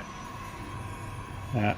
We see Coltarin moving up the ramp, seeing the double gateway this time, and his reaction is also a double gateway this time, rather than the single from last time. Both players getting their Cyber Core down relatively quickly, and double gas for both players. So it looks really a mirror matchup so far. Yeah, as to be expected. I mean, Art took that game, you know, it was pretty handily, actually. Even though Coltarin had what he needed, I don't exactly, I mean, I guess it was just the constant warp-ins from the Warp Prism and the Warp Prism Micro there that really did it for Art, but he was able to push through. So having already achieved success with that build, it's very possible he might do something similar again. Yeah, that Warp Prism just did so much for him. It gave him high ground vision, gave him the juggle, gave him reinforcements, but now we're seeing an alternative from the previous game with Art chrono boosting out 2 Adepts really, really quickly. And in the difference with Coltarin is now with 2 Stalkers. Yeah, he's got 2 coming out, a little bit more refined. Art is still looking for that next building placement. He's actually going to wall off with a pylon here. He's going to keep Coltarin in his base, but that pylon's going to get taken care of pretty quickly by these Stalkers, so I'm not necessarily too concerned for Colt about that. But he wants to see what is Colt going to make, because on the other side of the map, he's already dropped his Stargate, and does Coltarin have vision over here? Oh, I just checked, and he did not see the Stargate go down. Yeah, so this is good for Art. I mean, he's been able to advance his tech tree much faster than Coltarin here. Well, here come the Adepts. As soon as this pylon gets taken down, the Adepts are going to come in. Oh, nice block. Shuts the door right in his face and pushes Art out. That was very close. Oh, but that Stalker got stuck on the wrong side. There's a cancel. Yeah. We have the Stalkers blocking the ramp now. Look at this. He's going to drop the pylon again. Coltarin, high-level plays, keeping those Adepts out. Nicely done. Oh, they didn't cancel. Uh-oh. The probe. Is he going to get an Adept for this? Oh, yeah. He's going to get an Adept for it. There we go. So Coltarin getting an Adept. Is he going to get the second one? Probably not. No. He did get some health off of it, though, so small win. He did lose 2 probes in that, though. Yeah, 2 probes go down, and Art takes the Nexus. He's also making a delayed Oracle. These delayed Oracles, by the way, he's already got one out on the map, too. These are the killers, man. You didn't see the Oracle right away, so you don't necessarily think that you're going to get another one coming in much later. So, here we go. This Oracle's coming in. There's literally nothing in position. Coltarin's going to see it now. There go the probes. They stop. They move. They're running away. Uh-oh. Another recall going down here for Coltarin. This is not looking that great for him. 8 probes have already gone down. The Stalkers are back. They're going to try and take out this Oracle, but so far, 9 kills on that Oracle, and it gets away. Now, there was a second Oracle. Did he keep it at home? No, he's moving it across the map right now. Yeah. Now, Coltarin's Oracle is making its way across the map. It needs to get as much or more damage done, but we already have. Look at this. Look at this defense already set up. Yeah. Just going to have to throw down the tag and get on out of there, but the Phoenix is chasing him, and I think the Phoenix wins this race every time. There it goes. Things not looking great for Coltarin here. Art already has a Nexus up and is beginning to get probed up, but Coltarin hasn't even thought about that yet. He's on 1 base, 4 gateways, but no way to get across the map. Yeah, we have a 7 worker lead right now for Art. That Oracle. Oh, the Oracle's even going to drop a stasis ward. It's going to stop him Ah, from being able to put it down to natural. styling on Colt a little bit here. That's not something I've pretty much ever seen before. The Stalkers are in the right position, though, so Oracles aren't going to be able to get any more actual damage done. And a Nexus does eventually go down for Colt. But with Art already having his set up, moving into the Robo facility, you can already tell he's going to start pumping out Immortals and maybe another Warp Prism. And it looks like he's... What's he doing with this probe? Maybe just looking for stuff. Yeah, I don't know how Cold Terran's going to come back from this. He is relatively far behind in supply, down by 24, and it's the worker count down by 10 already. And the fact that the natural is already up and running for Art is going to make it so that he's just going to be able to pump out units a lot faster than Cold Terran. And I don't think Art is the type of player that's going to give Cold Terran time to come back in this game. He's coming in with the Oracles again, just trying to make sure that Cold Terran is still playing defensively, gets the tag down again. He'll be able to see if those Stalkers move out of position, which is going to be pretty helpful for him to go back in with the Oracles. But Cold Terran is just stuck on his side of the map. He's got nothing on the other side and no way of getting over there with these Oracles patrolling everything. You know, it's going to be very hard for him to come back in this game. Yeah, we also have three Phoenix making their way across the map, which Phoenix versus Stalkers. Stalkers they take a lot of volleys to be able to kill a single Phoenix. So they are going to get some more probes if they decide to go in. Here he comes. He's going on in. He's going to lift up these Stalkers, so that part doesn't even matter. And the Oracles are just going to go to town, actually targeting a Stalker down here. That Stalker looks like it's going to die, and Cold Terran GG's. So a little bit of a rough spot for Cold Terran. I do have to extend my apologies for the way that was sort of handled. We had sort of assumed that Art was just kind of gone.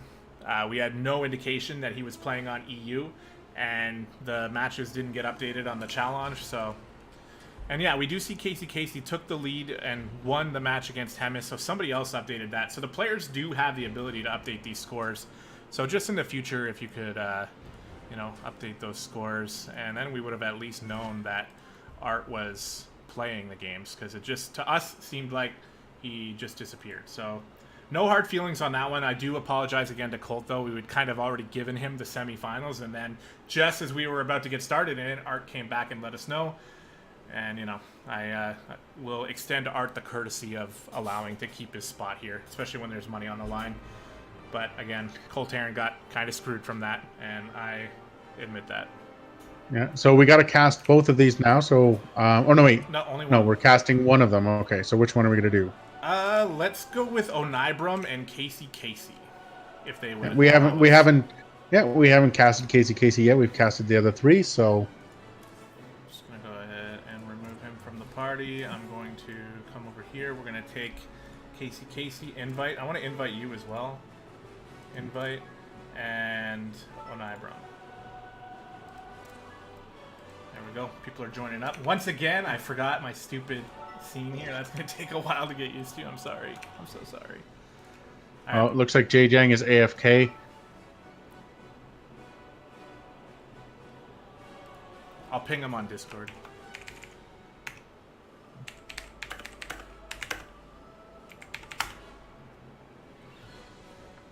We're going to have to set some more strict rules for how long players can be AFK for before they play a game, but it's pretty hard to get that all set up, because when matches are finished at different times, like, the admins can't always be, like, we're both casting, right? So we can't be on everything.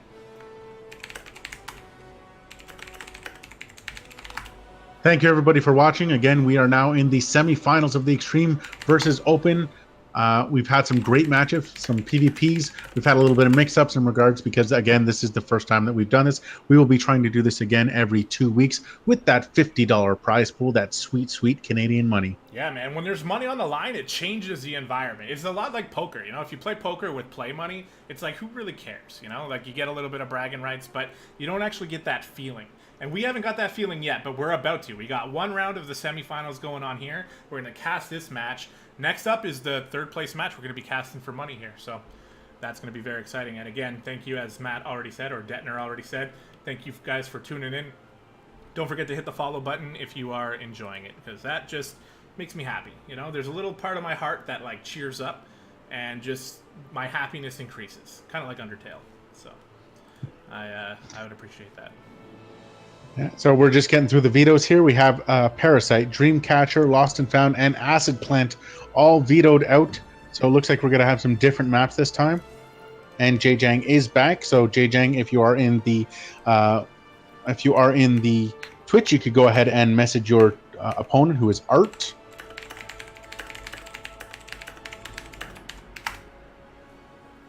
Sweet. All right, so Parasite, Dreamcatcher, Lost and Found, and Acid have been voted off, so that means we have Blue Shift, Cerulean Fall, and Fracture. And Casey took the first veto, so he gets first map pick. Yep.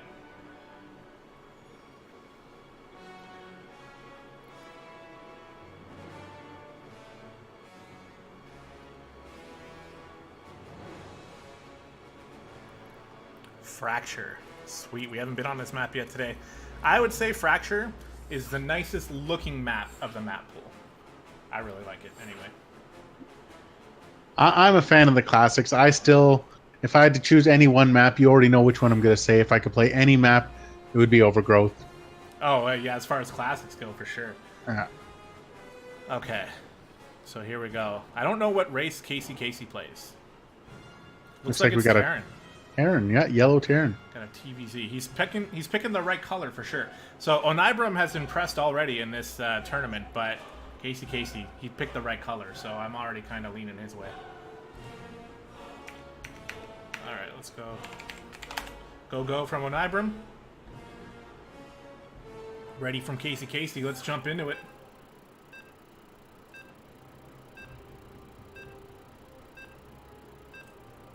All right, game one of the semifinals. Ladies and gentlemen, are you excited? Let's get some hype in the chat. Oh my God, the crowd is going wild. The crowd is going wild for this semifinals matchup. The first one, we haven't seen Fracture yet. This is going to be a kick-ass game. Yeah, we haven't even seen a Terran yet, have we? So, oh. Wait, did we? No, now I'm starting to like draw brain farts there. But no, I don't think we've casted a Terran yet. So guys, let's go ahead and jump onto Fracture and get started casting this map in the left top side corner of the map. It's the most awkward way to say that. In the blue, representing Team Born Gosu, it is Onibram. And spawning in the bottom right as the yellow Terran for team, I know what it stands for, but I forget FXB. It is Casey. That's Bears, right? It's the Bear Sloths. Formless Bear Sloths. I knew it was something like that. Way back in the day. Yeah, it is Canadian money, Stefan. You know what? I'm sorry, all right? But it's the best we can do. So back in the day of CTL, there used to be a team called Formless Gaming, I think. And then there was the Bear Sloths, and they had a merger and joined together to make this team, the Formless Bear Sloths. They've been around for a long time. A lot of these players have some deep roots in CTL. So. Yeah, we've already seen players like Call Terran show up. Gamer Richie was in the chat, so a lot of CTL representation in this tournament. And Stefan in the chat, yes, it is Canadian money. If you are in the next time, if you'd like to join the next tournament, we can convert it to Monopoly money if you'd like. I mean, if you're cool with that, anyway. All right, so we do have a TVZ coming up here. This is one of the more classic matchups in StarCraft 2. Everyone knows that. We've already gone over that. Not today, but I'm sure that you have heard the discussion between TVZ, aliens versus humans. It's a classic matchup, and the way that it's been running in Legacy of the Void, I'll be honest, it's not really my favorite metagame right now. I really like the Heart of the Swarm style TVZ when it was like Parade Push, Marine, Marauder, Medivacs, Widow Mines, and just constant like clashes all the time at the third base to try to kill it. That was my favorite style of game. Nowadays, we have the Zerg going for the early speed on the Lings and the Banelings, and then getting Hydras just to sort of defend until they can get up to Hive Tech. But there are other ways to play it, of course, and we'll see if Onibram has some ideas about that. Yeah, we got a second base coming down with the Overlord scouting it in the natural, saying, okay, so it is not some one-base cheese that the Terran is capable of doing. Second gas coming down, and a reactor as well for Casey. Now, I didn't really check. Casey is a Diamond 1 player, I believe? I actually didn't get a chance to check either. I did see that he was Diamond, but if he's Diamond 1, then that means he's got a pretty good chance in this matchup. He's got the second barracks. Probably going to throw a tech lab on that. Is this a 2-1-1 we're seeing coming out of gdoggcasey? Looks like it so far. Yeah, the Reaper sitting there at the third already took a little bit of damage from the Lings. Oof, he's blocking that third base.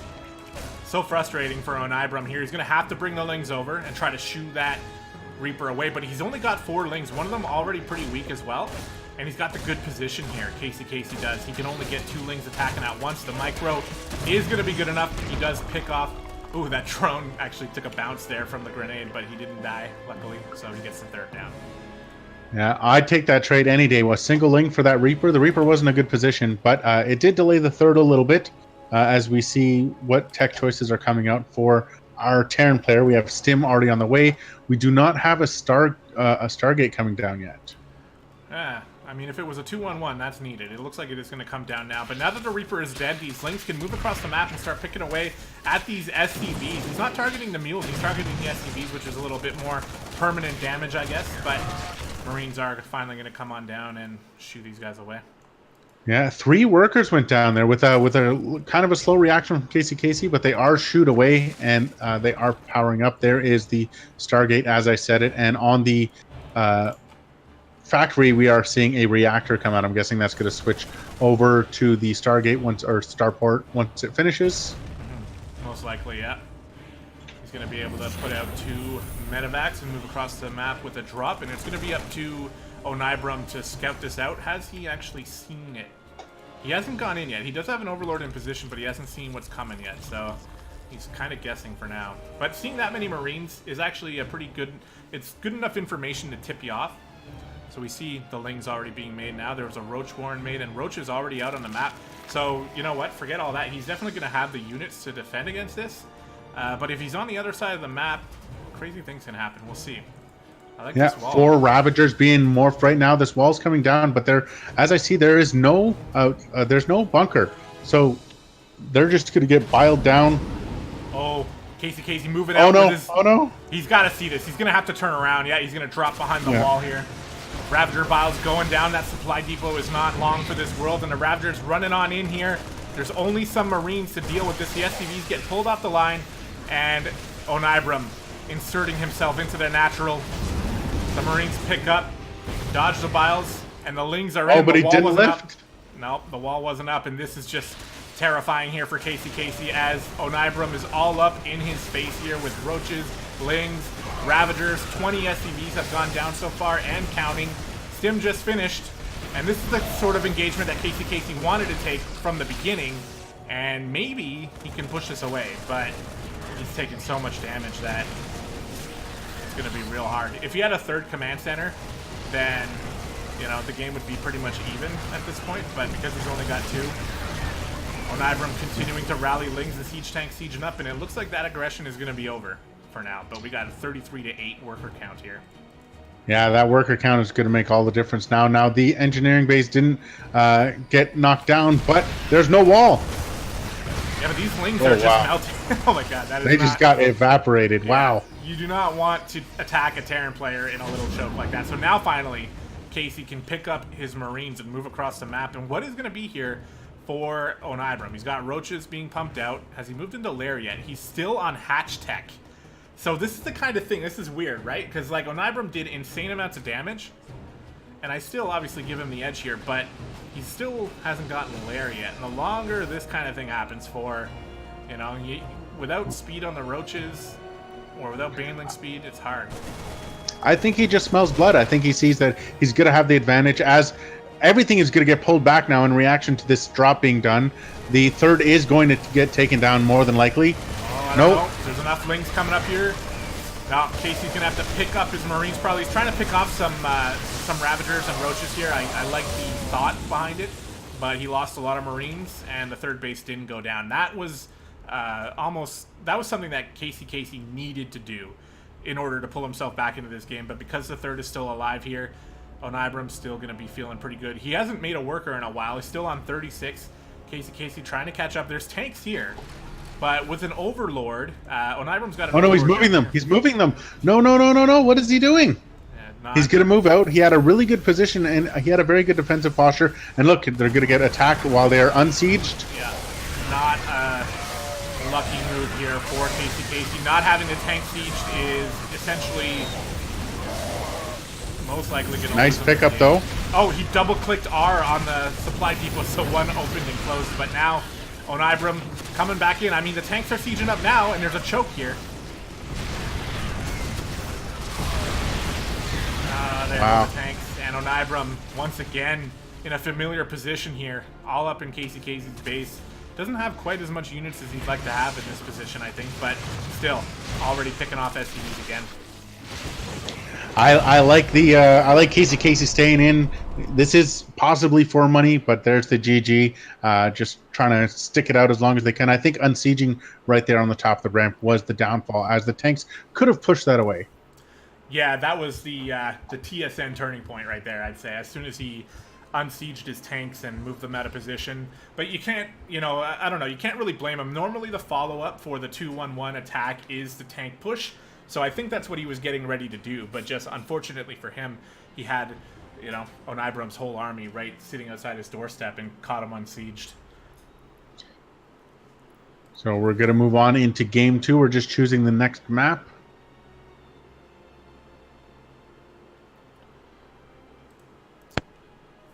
Loser picks. We're gonna have to make that a little bit more clear. I like the loser picks format, so I'll update the rules. Cerulean Falls, okay. Or as some may call it, Cerulean Falls. Some people who are wrong, yeah. There are people who are wrong. I mean, you and I both know some people who still believe the Earth is flat. So, I would say that anyone who would pronounce this map Cerulean Falls already has a higher chance, just deep down, in thinking that the Earth is flat. That's my opinion. All right, we have the go-go-go's coming out as we move into... Oh. Okay, we did get it. Okay. I jumped the gun a little bit there on gdoggcasey, but he said it right after, so we're good. Loading into game 2 with Onibram up 1-0 already. Thank you, everybody, for watching as we are just loading in. We appreciate any follows or anybody just joining in for the first time. This is the first ever Extreme Versus tournament with open to all challengers with a $50 prize pool. Feel free to drop a follow. Also, more than likely, these will be uploaded to YouTube as well at YouTube/gdoggcasey. That is correct. Now, here we are on Cerulean Fall, up in the top right corner. Hold on. Control-Shift-3. And Control 1. There we go. In the top right corner of the map, representing Born Gosu, playing Zerg in the blue. He is currently up 1-0, and he is Onibram. And spawning in the bottom left as the yellow Terran, down 1-0. It is for Team Formless Bear Sloths. I believe that's it. It is gdoggcasey. And he has got some SCVs out on the map. He is doing a proxy. And this is the kind of thing that I have become very accustomed to seeing. After watching so much GSL recently, I'm not sure if you've been staying tuned to that, but everyone is just proxying. All the Terran players proxying all over the place. So gdoggcasey gonna take a page out of that book. It's gonna be up to Onibram to actually spot that out. And he's got an Overlord who is on a rally path like he is looking for a proxy, but he's not, at least on this current path, going far enough. No, it looks like just where he's got it shift click to another spot, but it's just not far enough. Like if you look at the vision, it's going to have a relatively wide circle, and as long as nothing comes out, he's not going to see it. Yeah, exactly. We got no gas coming down from gdoggcasey. Oh, well, as soon as I said that, he made one. I think this is supposed to be for a marine bunker push, but we'll have to get a real good look at that once it actually starts up. But so far on Onibram's side, everything's super standard, very normal opening. And I want to say that I actually do think gdoggcasey had a chance to come back in that last game, despite all the damage that he took from the early attack. I think that, you know, if that one... I don't even want to call it a blunder, because I don't actually think that... I mean, I guess, you know, we can talk about how he should have scouted it or something, but without going that deep into it, there's no real way that he could have seen this coming. So going out for the push, he just got unlucky getting caught like that. This bunker is going down kind of late, though. The drone is being pulled down, and now it's up to Onibram to kill these SCVs and stop the bunkers from going up. Let's see if he can do it. Look, he pulled everything.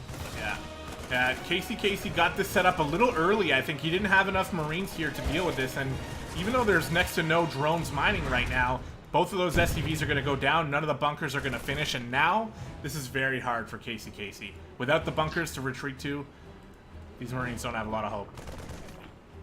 No, and with the spine almost finishing up, it looks like this is all but shut down. Yeah. These Lings are going to get on top of them, and there is the end of that. They get salvaged for the rest of their 75 minerals. Let's see whether or not he's going to pick up and move home. Looks like he already is. Yep. He's getting the second command center, so he's not tapping out just yet. Back in the day, I remember, like, this is a little off topic, I guess, but Wings of Liberty style, when people used to do 2 racks, it was a very common strategy as well. And then you'd come back to their main after it failed, and you'd see 2 command centers go up. So, not the case in Legacy of the Void, of course, but we'll see. And it actually looks like he's dropping the barracks to prepare for a Bane bust of some sort. The Baneling nest is down. Speed is already halfway done almost, and Onibrum is actually looking like he's going to want to go for the Bane bust. Oh no. Okay, so we have the factory, and he's being really greedy, getting the reactor really quick, with no units to be able to defend this right now. That reactor died. Yep. The Lings come in. Oh no. This is not looking good here for gdoggcasey. The yellow Terran player is reeling here. His barracks are trying to get back and land. A lot of SCVs are starting to go down, but SCVs are pretty tough. They're actually killing off a lot of these Lings. Supply depot going down as well, though. That really hurts. Hellions out. And GG. That was a little bit tough for gdoggcasey. I think that he had the ability to show us more than what he showed us today. Hopefully, he will come back next time and give it another shot. Thank you so much for joining the tournament, man. It was a pleasure to have you. And, yeah, that's going to do it for him. We have our first person moving through to... Oh, no. So, gdoggcasey will still be able to play in the 3rd place match. Oh, so, yeah. when Ibram moves on to the finals, the first player to make it to the finals, with gdoggcasey moving into the 3rd place match, still to win some money. With the quick 2-0, let's quickly check in to see how the other games are going. They haven't been updated yet. But yeah, I totally forgot that we're doing a 3rd place match, so please stick around, gdoggcasey, because you have a chance to still win some money in that round. Lily Dragon in the chat saying the people who think the Earth is flat just haven't updated their graphics card for 3D graphics. the graphics card in their brain, I guess, right? Yeah. Alright, so not exactly sure what's going on with the other one. You left the party again. Yeah, no, because they're going to switch up anyway, so. Okay, I'll leave party too. But I'm in so many chats in StarCraft, it makes it so hard for me to, like, keep track of everything. See where everyone is, yeah. I'm just, he's in a... Here, let's... He's in a custom JJang right now. Wait, what? Hold on. Oh, Art won. Yeah, okay. I'm seeing 2 wins. Oh, shit. Yep. All right, so let's get in here into Extreme Versus chat. So we have our finalists. So we have JJang versus gdoggcasey for the 3rd place match, and we have Art versus Onibrum for the 1st place match. Congratulations to all our players. We are going to be casting both the 3rd place match and the 1st place match, obviously. We'll be doing the 3rd place match first. Yeah. Yeah, so stick around. I mean, go get a drink, go get a snack, you know, do what you need to do, but don't be too far away because who knows how long this is going to take. We need you guys here to get into the finalist final match right after. But let me go ahead and start up the party then. So I'm going to invite Detiner. I'm going to invite JJang. And I'm going to invite gdoggcasey. Oh, who's not? Congratulations to our finalists who get to just relax. Art and Onibrum get to just relax and wait for the finals as we cast this 3rd place match for $10. The winner of this will officially be... Did you mute your mic in the middle of that section? No, I accidentally unplugged it. The winner of the match will be the possibly the first time that they've ever been paid by esports. Yeah, maybe. Why can't I invite JJang? What's going on here?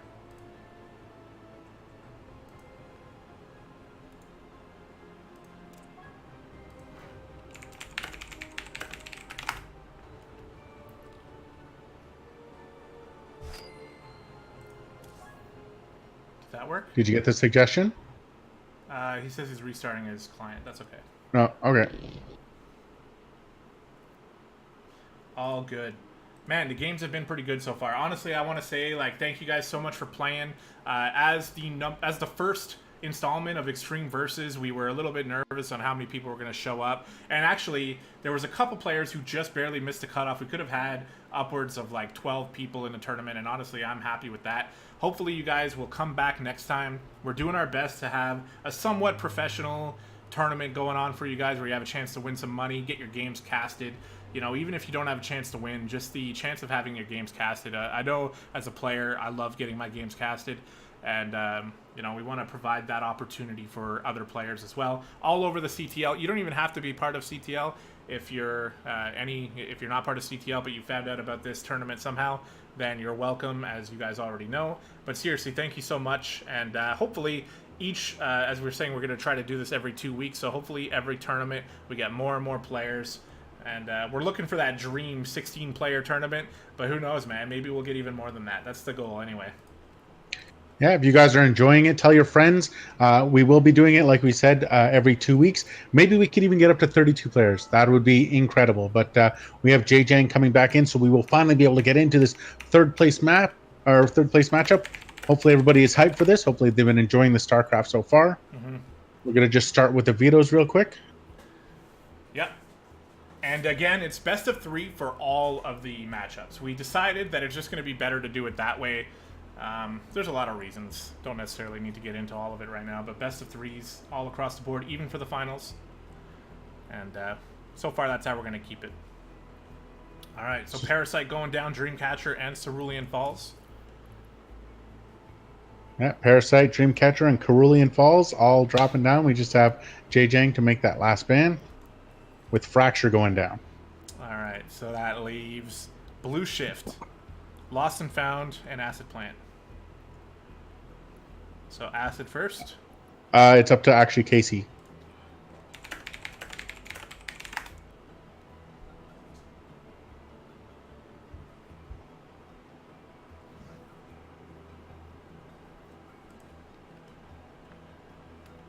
Blue Shift. Blue Shift.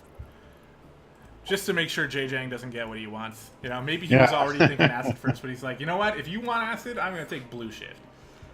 Make sure Acid is the last one we play. All right, so we're just about to load into this. The third place match for money. This is for money, ladies and gentlemen.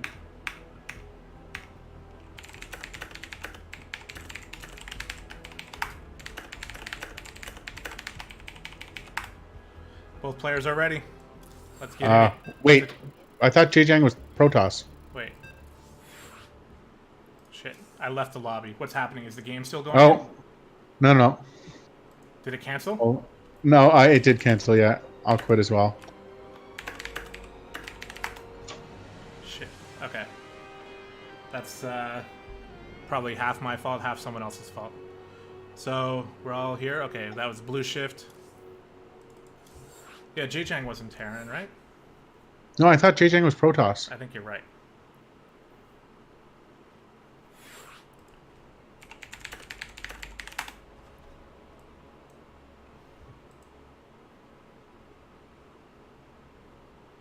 There we go. Yeah. I knew it. I'm glad we didn't start. Yeah, we would have had to remake. That would have been terrible.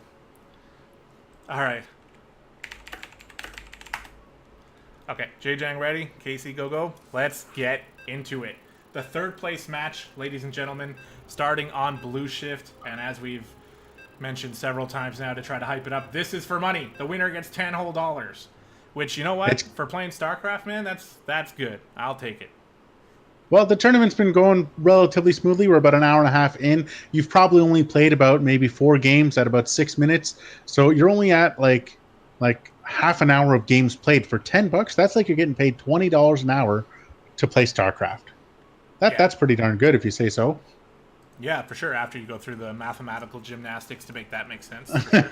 Yeah. Okay, here we are, guys, on Blue Shift in the top right corner, representing Formless Bear Sloths in the yellow. The one true color, he is Casey. And spawning in the bottom left as the red Protoss for Team Unrivaled, we have Jjang. All right, PVT. We haven't had this matchup either. Yeah, exactly. We're getting a chance to see pretty much everything except the TVT. And let's go ahead and see how these players are going to handle this game. There's a lot of back and forth between Protoss and Terran players. Each one of them thinks the other is OP. And you'll have very passionate arguments from both sides. And good points as well. Look at where Jjang put his gateway. Is that a... Yeah, no, so I was actually going to mention that. It's the positioning is to stop the Reaper. If they do come on from there, they'll get stuck behind the gateway. Now, normally you'll see them also put it along this wall as well, so that no Reapers can get it. We'll see if that has any effect. Usually the Terran player does make a Reaper.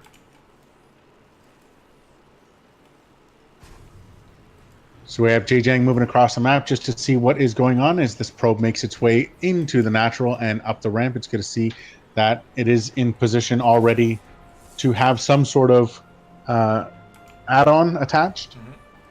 Yeah, these worker scouts are pretty much necessary against Terran these days, and I was mentioning the proxies that I've been seeing in GSL. Specifically, they've been happening against Protoss in almost every matchup. So it's something that Protoss players are having to get used to here, moving their probes across just to make sure they know what they're up against.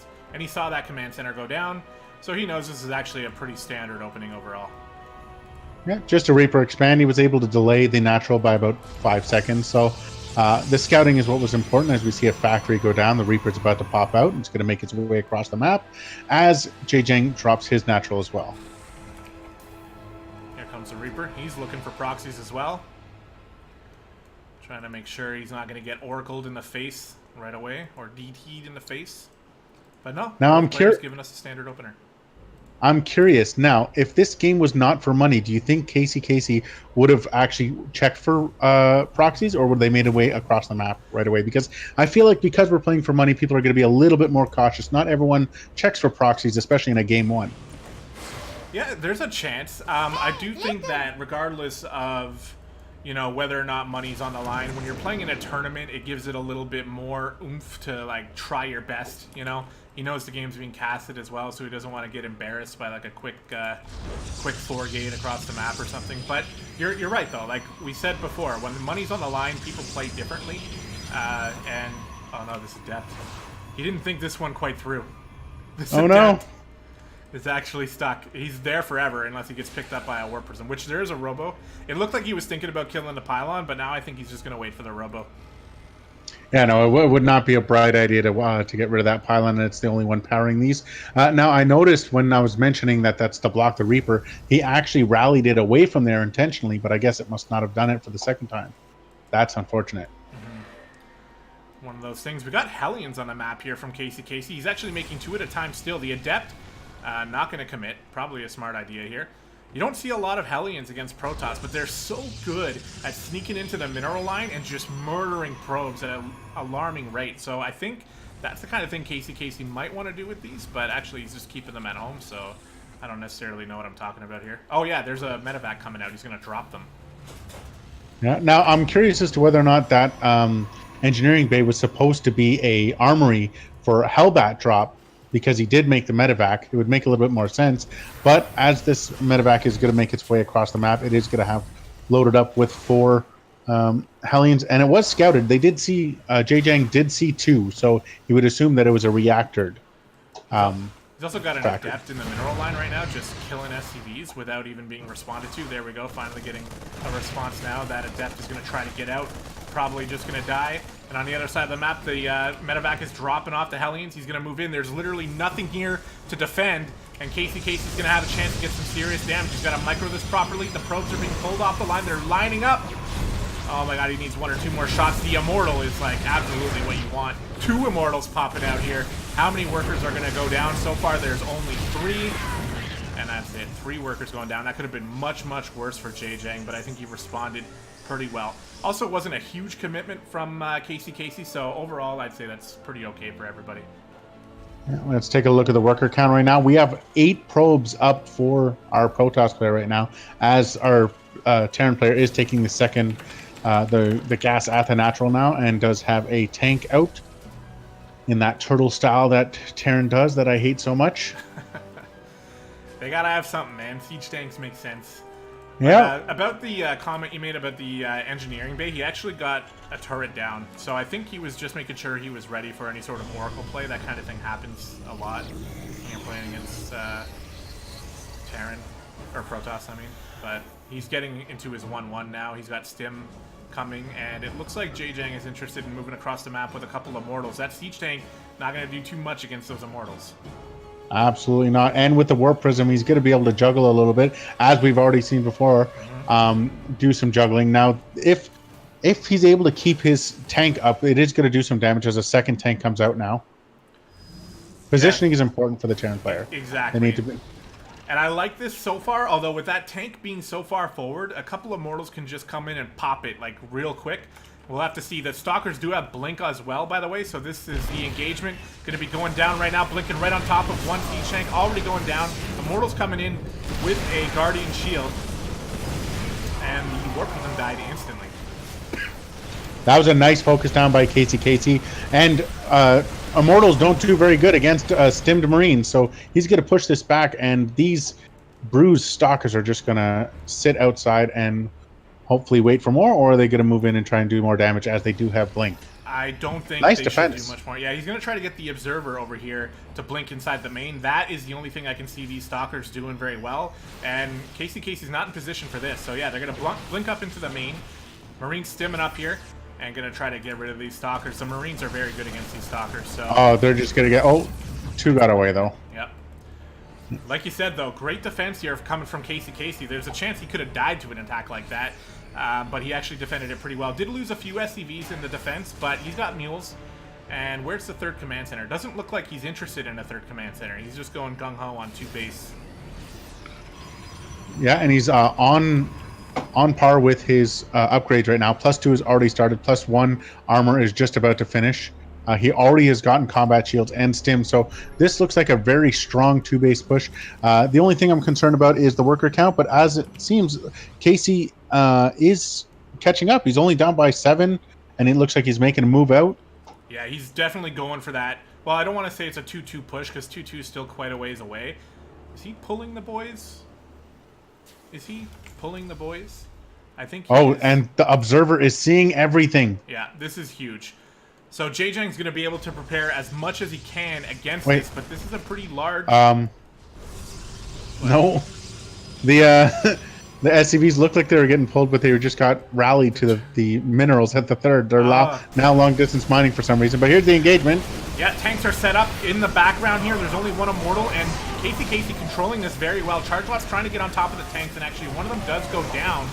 But as Casey stims, he is taking care of all the gateway units from Jang, and he is pushing himself into the third. He really wants to take out this third base, but instead, Jang's going to tap out, and Casey going to take the lead here in the third place match.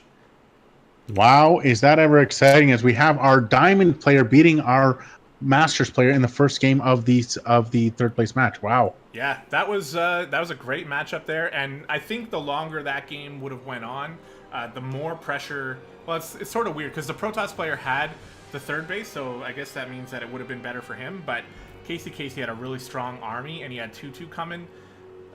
There wasn't even 1-1 for the Protoss player, so Jang gets to pick the next map. Yeah, thank you. So Acid Plant it is. And this could be the final match here for our third place. We haven't actually got to cast a full best of 3 yet, eh? They've all been 2-0s. But Casey has been involved in a 2-1 match. And we'll see if that kind of thing happens again here. Not that I'm rooting against him. I mean, not necessarily rooting for anybody. I just want to see some good games. But having a full best of 3 would be pretty cool too. Players are ready. Are you ready? I'm ready. Are you ready? Ready. Well, of all the games that we're casting, I think this is the one that most likely, at least statistically, would most likely go to the third game, considering Jang is the Masters player. But Casey's showing some really good defense and then aggression, knowing when to go on 2 bases. Yeah, he's got a great name, by the way. I'm surprised it took me so long to actually say this, but, you know, I'd say he wins the name tournament. I mean, it's my name twice, So it doesn't really get much better than that. I'm trying to think of a smart comment You're to supposed say, to just but laugh and agree. no. All right, so here we are on Acid Plant, which could potentially be our final match of the best of 3 series here for the 3rd place match, is what I meant to say. So here we go. In the top left corner, representing Formless Bear Sloths. In the yellow, playing Terran. A little bit of lag there, but it looks like the ping went down. It is gdoggcasey. And spawning in the bottom right as the red Protoss for Team Unrivaled, down 1-0 in this 3rd place match. It is Jang. So he's good. Yeah, I'm curious as to whether or not he's going to have an Adept stuck there again. See, you just noticed he rallied it to the... I am just at a loss for words today. He rallied it to the ramp, so it won't get stuck the first time. I think it's just random after that, so... Probe making its way out across the map. You noticing these little lag spikes here? Or is it just me? It's just a little stutter. You stuttered a little bit, but it's gone now. I haven't seen it in the last like 20 seconds. Okay. Haven't heard anything from the players yet. It's showing on my side that like there's lag for sure. So hopefully the players are all right. The ping isn't even that high. I'm not necessarily sure why this is happening, but if the players aren't noticing it, then that's what matters the most. We have the probe blocking the natural again. Just going to slow it down just a little bit until it takes normal damage. And here we see... Oh, is he going to drop it? He's going to. There it is. The money for it. He's shooing that probe away. Pretty standard for both players right now, as we see second gas coming down for Jang. Reaper going to make its way across the map as it jumps out of the main right now.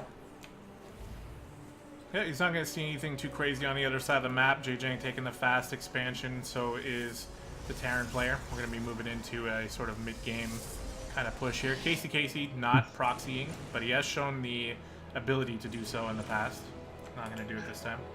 Now, see, I said this earlier with gdoggcasey with the first game with that Reaper, did a long trek to see whether or not there were any proxies. But now the Reaper's already across the map, and the Adept isn't even out yet. The Reaper died to the Adept first in the first game, but this time because he didn't check for scouts or check for proxies, the Reaper is able to make its way in, scout everything, and it doesn't die this time. That is incredible. Yeah, lucky he didn't die, actually. That Adept was pretty close to getting that second shot off there, but he is going to make it out. And things are lagging pretty heavily on my side. Like, if I was a player, this would be pretty annoying, so I really hope these guys are okay. So we see our first deviation. Instead of going with double Hellion, he's going with double Cyclone. I have seen Terran players straight up win with just 4 Cyclones early in a game. Yep. It's kind of like a skill check, right? You're sort of checking your Protoss opponent, making sure that they have the ability to defend this kind of thing. I don't know if he's going to go with 4, but we'll see. Well, he doesn't have the gas to make 2 more right now, so unless they're already queued up, and they no, it's Hellions that are queued up. Okay. Yeah. These 2 Cyclones and they're going to be good for defense. Yeah. Just the sheer DPS that these Cyclones can do, and how fast they are. Oh, he's going to lose them. Did he lose both Adepts? Yeah. Oh, yeah. Reaper comes in to make sure that happens. And gdoggcasey taking a little bit of a stranglehold on this game so far. It's not over, obviously, but that's definitely good for him. But we got Immortals coming out. And these Cyclones, they look at Immortal, and they almost die just from doing that. So yeah, the Immortal sneezes, and it gets blown into 2 different pieces. Yeah. He's going to get a shield battery as well. Not going to be ready in time, but the Immortal is ready. And that's all he really needs. Let's see, is 1 Immortal enough to defend this entire push? The probes are being pulled off the line as well. The Immortal was targeted. Oh my god. But yeah, like, you know, it's just not really going to happen here. A few probes did go down. And that Immortal... Oh, he actually was able to sneak out 1 extra probe. Man, I apologize for the viewers here. Like, again, the players haven't mentioned anything about lag. I hope they would if they felt like, you know, they needed to pause it. But on my side, it is just crazy. You're not noticing it? No, I'm not noticing. I think it just might be you this time. Okay. We got Blink coming out from the Protoss player as a good defense. I was actually surprised as to how much work that first Immortal did. The fact that he was able to get it out and just shoo away the Cyclones. So we see a bunker coming down for our Terran player as he's just being a little bit more defensive. We see Stim almost finishing up, and a medevac and I'm curious as to whether or not that's a misclick, a medevac and a Viking being made at the same time.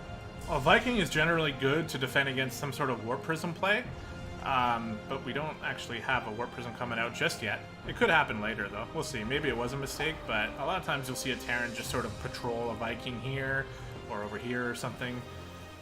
But I don't know. We'll see. So far, the worker count is pretty even. Generally, that's pretty good for the Terran player, actually. He has had sort of a better engagement so far. Yeah, I'm actually really surprised by the play that Casey's been playing, because we watched him in the last matchup and he decidedly got beat 2-0. But in the first game, just the defense and the way that he's been playing now, this has been a really interesting series.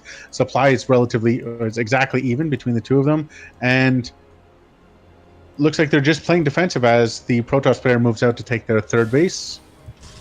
Yeah, he's getting Blink once again. So, and also he's getting a Robotics Bay, by the way, which we failed to note. We'll see. I'm guessing he's going to be going for the Colossus. We'll have to see. He's going very observer heavy right now as well. Once again, okay, they're actually not once again. This time, Casey makes the third base here. So he's going to be transitioning into a longer macro game as well. Yeah, you're right. It is Colossus coming down, but there's the scan as it sees that there's nothing at the natural right now. Does see the third but base. Does scan the third, yep. Yeah. He knows that he's behind on it, although he is going to be able to drop his third pretty soon. Doesn't necessarily need to pick up and go, but this observer for Jajang spotting the army moving out. And he's going to be able to defend here, or at least get ready. Yeah, he definitely saw it. He just moved his observer too to click. So he's going to be warping in units at his third base and try to set up a proper defense and see if he can defend it properly this time without losing too much.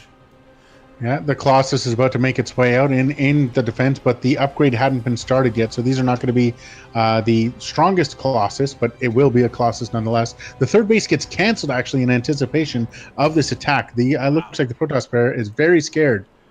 Yeah, that was a big-time cancel there, so probably it was the right decision. Casey's like, whoa, it's not even here anymore. He's going to take off this pylon. He sees the army coming in. I mean, if Jajang was going to come out and engage this army, then he might as well have left the third base there, I'd say. But what do I know? I'm just a Diamond Zerg player. But here's a Colossus to help. And yeah, I mean, Casey just has to back up. He doesn't have to stay. He can go back and defend his third. His third base is ready to be landed. He's doing exactly that right now. Did lose a medevac there by mistake, but not really the end of the world for him. He's got a good position here. Yeah, I actually love that little pick off of the medevac, because the observer was there the entire time to see that the army was actually moving away, and the quick blink to take it out, knowing that it wasn't going to bite him, and then turn around on his units. But here we go. The third is getting dropped again for our Protoss player. Charge is about to finish up, and Thermal Lance is completed. So another Colossus is making its way across. He's going to have three. Three Colossus is a really, really good amount to have. Yeah, but Casey probably, I think he did see that Colossus tech was out. I actually don't know for sure if he got a glimpse of the Colossus, but if he did, then he could be making Vikings right now. He's already got the infrastructure to do that, but he hasn't actually started making the Vikings yet. And it looks like at this point, like Jajang's staying home to defend his third, but the longer he does this, the further ahead Casey's is going to get, as long as he doesn't let his macro slip. Yeah, only 2 Vikings for our Terran player right now. But I love the movement for Jajang for his observer. It's sitting there, it's seeing everything. He's been very mobile with his observers to be able to see where everything is. Just great play overall. So yeah. Looks like both players are going to macro up. The first player to probably go and take their fourth.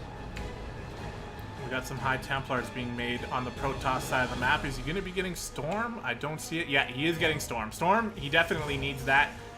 Combined with the Colossus, he can definitely turn this game around if he gets both of those.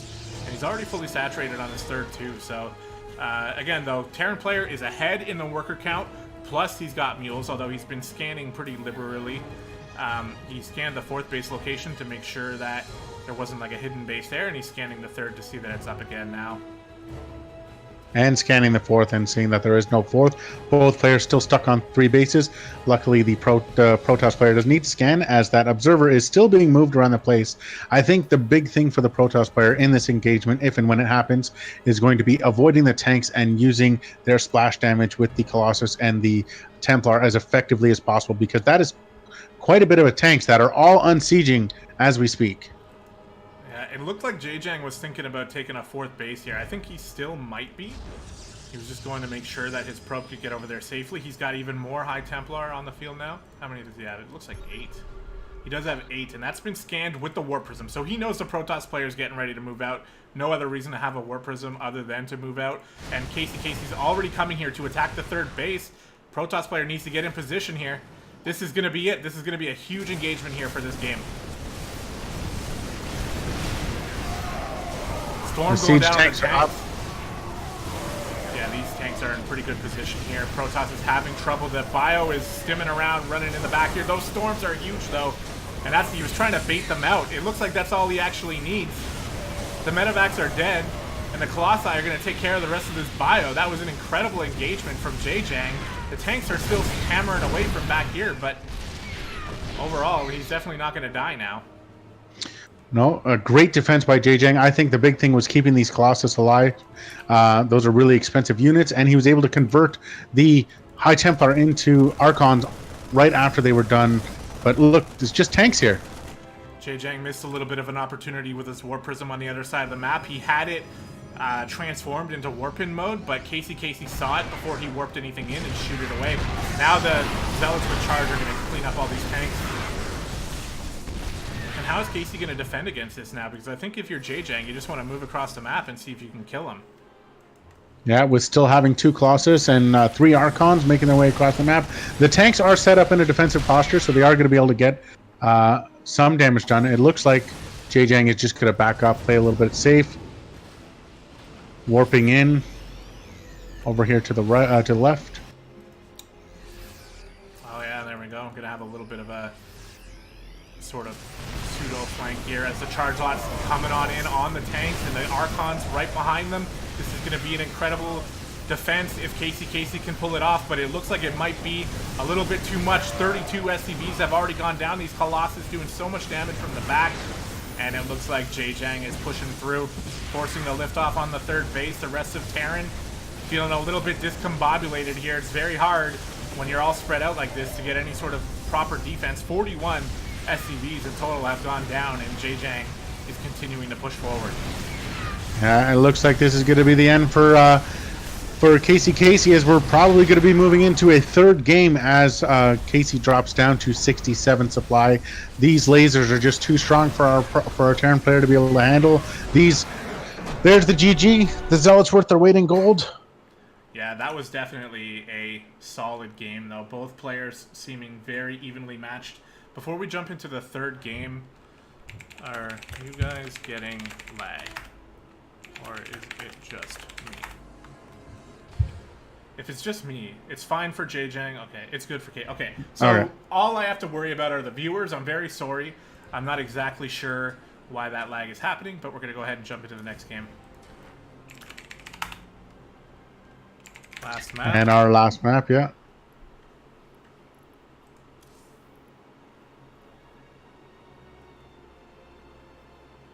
Wait, what was it? We should already know what it is. Yeah, no, so we got rid of Parasite, Dreamcatcher, Cerulean, and Fracture. We did Acid and Blue Shift. So it is, yeah, there is Lost and Found. Lost and Found, there we go. Lost, right? Yeah, okay. Oh, hold on, cancel, create with mod. Wow, what a game though. Honestly, that these players are very evenly matched, and they are providing a great PvT here for the 3rd place match. And we're going all the way. Yeah, it comes down to this. For all the marbles, the winner of this game gets that sweet 10 Canadian dollars. Anybody who's tuning in right now, again, this is the 1st installment of the Extreme Versus Tournament with a payout of $50, $25 going to 1st place, 15 to 2nd, and 10 to 3rd as we hop into this 3rd game. Jang is ready. Casey is ready. We are going to start the game. I'm going to move the scene to the in-game scene, and I'm going to run for like 45 seconds to see if there's a reason why I'm lagging on my side on the other computer. So if you can just like talk for a little bit, I'll be right back. I will now be talking for 45 seconds consecutively, so there is no dead space. Oh my god, I don't know what to do. I'm on my own. This is why I'm not a streamer. We are just about to load into the third map. Jang versus gdoggcasey. Let's get some hype in the chat as we are loading in right now.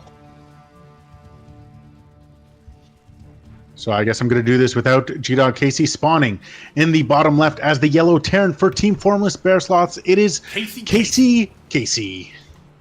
Okay, go ahead and do the other one too. Sorry. All right, and spawning in the top right as the red Protoss for Team Unrivaled. It is Jang. I was just making sure we weren't using any significant data on the other devices that are in the house, but it looks like we're still getting a little bit of lag here. I'm not exactly sure, but as long as the players are fine, that's really what matters here. Yeah, that's the important thing. Game 3 for the money. It's exciting. Mm-hmm. The only difference I've seen so far is the Terran player going gas first. Oh, really? Okay. Yeah, that's definitely indicating some sort of aggression. At least I would think, right? Or maybe you have to do that if you want to get those early cyclones out. Oh, those early cyclones. It was actually shut down. Really, that early attack was shut down by Jang really well with the Immortal in that last game. Yeah, Jang showing the proclivity to go for Robo pretty quickly. And he's been doing it in pretty much every game we've watched him. So any sort of, unit that dies to Immortals is not really going to be too good against Jang, I would wager. Oh, I almost thought he was going to go for the gas steal there. Totally could have. Yeah. But no, we've seen this dance before between these two players. The probe is going to just try to be as annoying as possible, and then the command center will go down. Actually getting a little bit more damage on the probe than normal. Looks like gdoggcasey is in form and ready for this third game as both players get their natural down. Nothing too exciting so far. Casey, how are you liking this first Extreme versus? Oh, dude, it's been so awesome so far, especially now that we're actually in the rounds that really matter. The winner of this game getting paid $10, and this series has been the best so far. I mean, even that last game, like even the first game, gdoggcasey taking that win was really exciting. And then the second game, he definitely had the chance to close it out as well. But great decision making from Jang, keeping him in the game and pushing us into a game number 3. Yeah, now we see the Reaper making its way across the map. It's going to get defended again by this first... Oh, it actually gets a probe. It hasn't done that before, so... He's going to trade out the Reaper and not get a probe. So one probe goes down, but in the end he loses his Reaper. I'm not necessarily sure that's a worthwhile trade. I think it's great to keep the Reaper alive. You can check for a quick third base, or you can just be annoying with it. It's usually better to keep it alive, I'd say, than to let it die, even for one extra probe. But yeah, exactly. Having the Reaper out at least keeps the Protoss player at home. And now that the Reaper is dead, the Protoss player is not afraid and is now moving across the map with the two Adepts. Yep. Going to make their way across. But once again, we have 2 Cyclones coming out for gdoggcasey. This is going to easily just shoo those Adepts right back away. Once again, we've already seen this happen as well. This game looking pretty similar to the last game. That Marine is dead, though. Rip him. Just the sheer damage. Oh, so they're going to come in and check. Is he going to lift? Is he going to lift? Didn't even have to. It was more of a bait. No.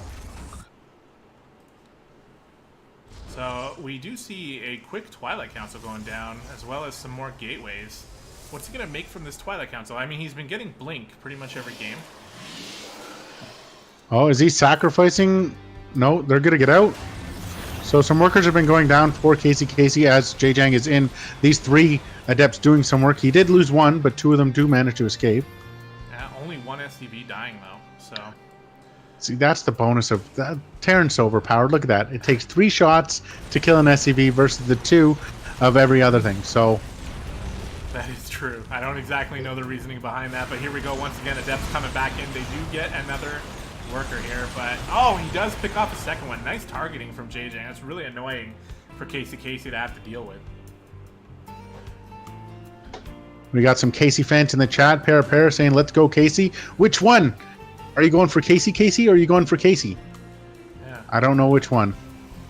Probably the player, the guy who's actually showing some pretty good skill. Yeah. Well-being. Now, going up to another lot of cyclones here, 5 of them, plus a +1 upgrade. Yeah, I was just about to say the armory is a little bit of a variance as well. We're gonna have +1 armor. Second just the factory. sheer DPS of Cyclones in the early game is just a nightmare for Protoss players. But look at this, already 2 Immortals out. We did stop making Immortals, so we might actually be getting to the point where this is enough mech units to kill the Immortals, maybe. But if they get good positioning on high ground without vision or something like that, like, they're gonna destroy these Cyclones. So that's gonna be pretty much the main thing we're keeping an eye out for, is the engagement. When these Cyclones move across, they're gonna have +1. There's gonna be so many of them. But the Immortals are going to be key.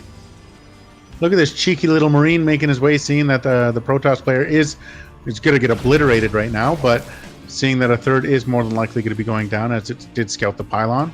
Yeah, and also saw the Immortals. Very dangerous for Jang here, taking the fast third base. He hasn't really been scouting much on the other side of the map. Hasn't seen anything that indicates but now the Observer is showing up literally as I was checking his vision, and he sees all of the Cyclones here. He's going to get right back into Immortals. He's going to Chrono Boost them out. Maybe even drop another Robo. Or he's getting a Robo Bay. But he's getting a shield battery, and these Cyclones need to move now. +1 is already done, so I think optimally it would have been better to have them already moving across the map for when +1 finishes, but he cancels the third base. He's got a lot here, man. I mean, the Immortals alone... We have 11. Yeah. I mean, the Immortals alone look pretty vulnerable, but he's got a ton of Stalkers with Blink behind this as well. But some boys were pulled to repair. We have 11 Cyclones with +1 making their way. I think they're going to shred the Stalkers, but it's all going to be about keeping these Immortals alive. There's Force Fields. Force Fields are going to be huge, yeah. Yeah, big time. Let's see, how is this engagement going to go down? Some pretty decent Force Fields. In fact, those are really good. They're actually totally destroying that fight for gdoggcasey, and now the Stalkers are starting to pick away. The Cyclones do have +1, and there are SCVs repairing, but the Immortals have so much burst damage against this kind of army, it's not even close. Like, it's a little close, but it's not really close. You know, as all the Cyclones now go down, and what is gdoggcasey going to do to follow this up? He's still making Cyclones back at home, but none of the Immortals even died, or 1 Immortal died. So I'll take that trade any day, yeah. 11 Cyclones for 1 Immortal and some Stalkers, I'll take that any day. Yeah, and now all he has is Cyclones. He's continuing to make 4 at a time, but I think he needs something different, man. There's going to be...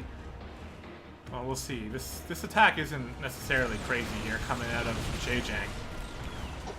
Yeah, he's going to have to run away. I'm not exactly sure how this happened, but his units got totally split up, and it was essentially a terribly put together attack from Jang, so that actually didn't work for him.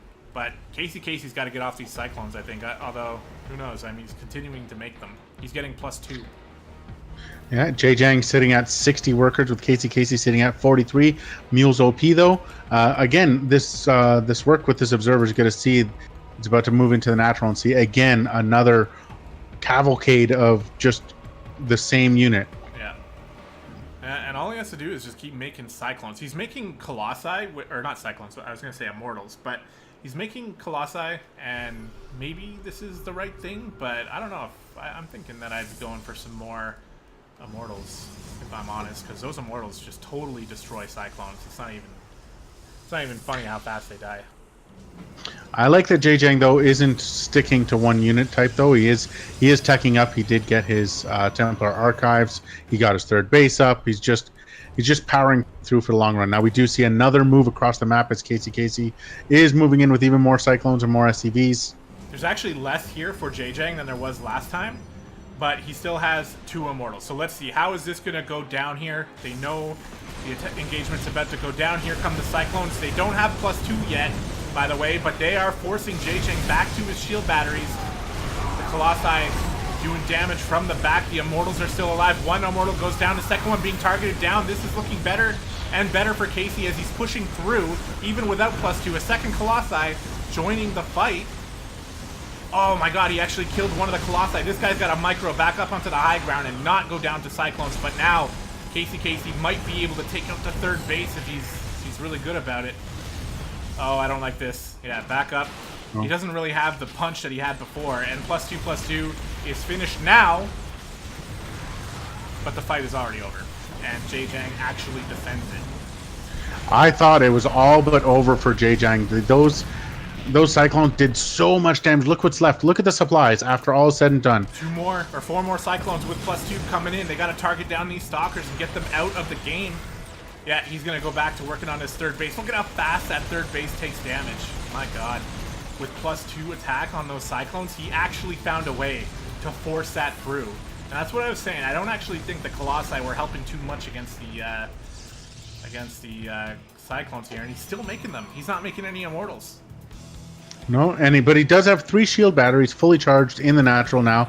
But look at how many 1, 2, 3, 4, 5, 6, 7, 8 more Cyclones. I don't know if it's enough. I'm going to make only Cyclones, and I'm going to win with it. And here he comes. There's an Archon in position now. That Archon is going to die pretty quickly, though. I swear to God, these Cyclones with 2/2 are some of the strongest units I've ever seen in my life. That Colossi going down again. Finally, a Mortal getting made. But honestly, there's workers going down. Now there's probes dying on the other side of the map. But Casey is going to take it, and he is going to win the $10 prize for coming in 3rd place. Congratulations to Jang for making it in 4th, but Casey with the victory, taking home $10 in the 3rd place match. Give it up in the chat for Casey.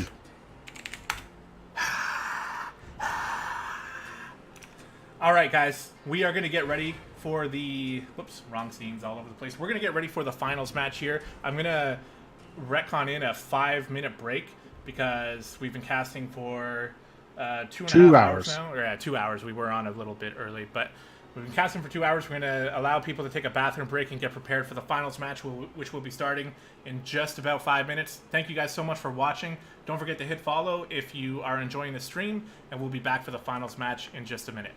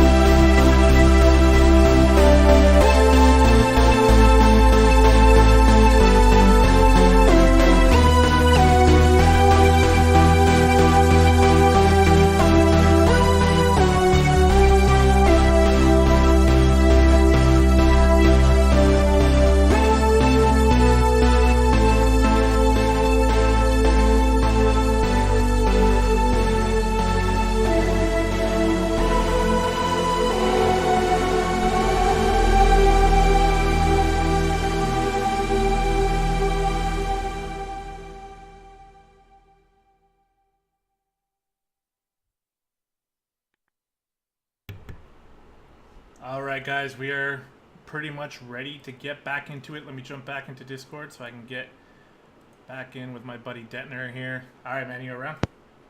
Yep. Okay. We are pretty much ready to go. I think the players are ready. We're waiting for Onibram to be okay, and he literally just clicked it, I think. So we're getting into the finals here. All right, are you hyped? Man, this has been a great first ever Extreme versus tournament. It has been great. Yeah, I've pretty much loved every second of it. And it looks like the players are ready. So let's go ahead and jump into it, guys. We are finally getting to the finals. Hope everyone's hyped in the chat. Stefan's been pretty talkative. Same with Para. Thank you everyone for watching. Hopefully you enjoy. If you enjoy, drop a follow. Also, if you want to play, we will be continuing again in approximately 2 weeks. Yeah, we'll go over the details for the next tournament after this game. We just don't want to bog down the hype of the finals with, with that type of stuff when we're getting into it right now on Parasite. So the finals is going to be a PVZ between Art and Onibram. Have we casted a PVZ yet? I feel like we've literally hit every match other than mirror matchups. I think we did do a PVZ. I think we did, but my memory is just terrible right now. So maybe we didn't. I feel like I saw like Zerglings run in to a base, but maybe I'm wrong. Who knows? We're seeing one now. That's the point. I'm just waiting to log in.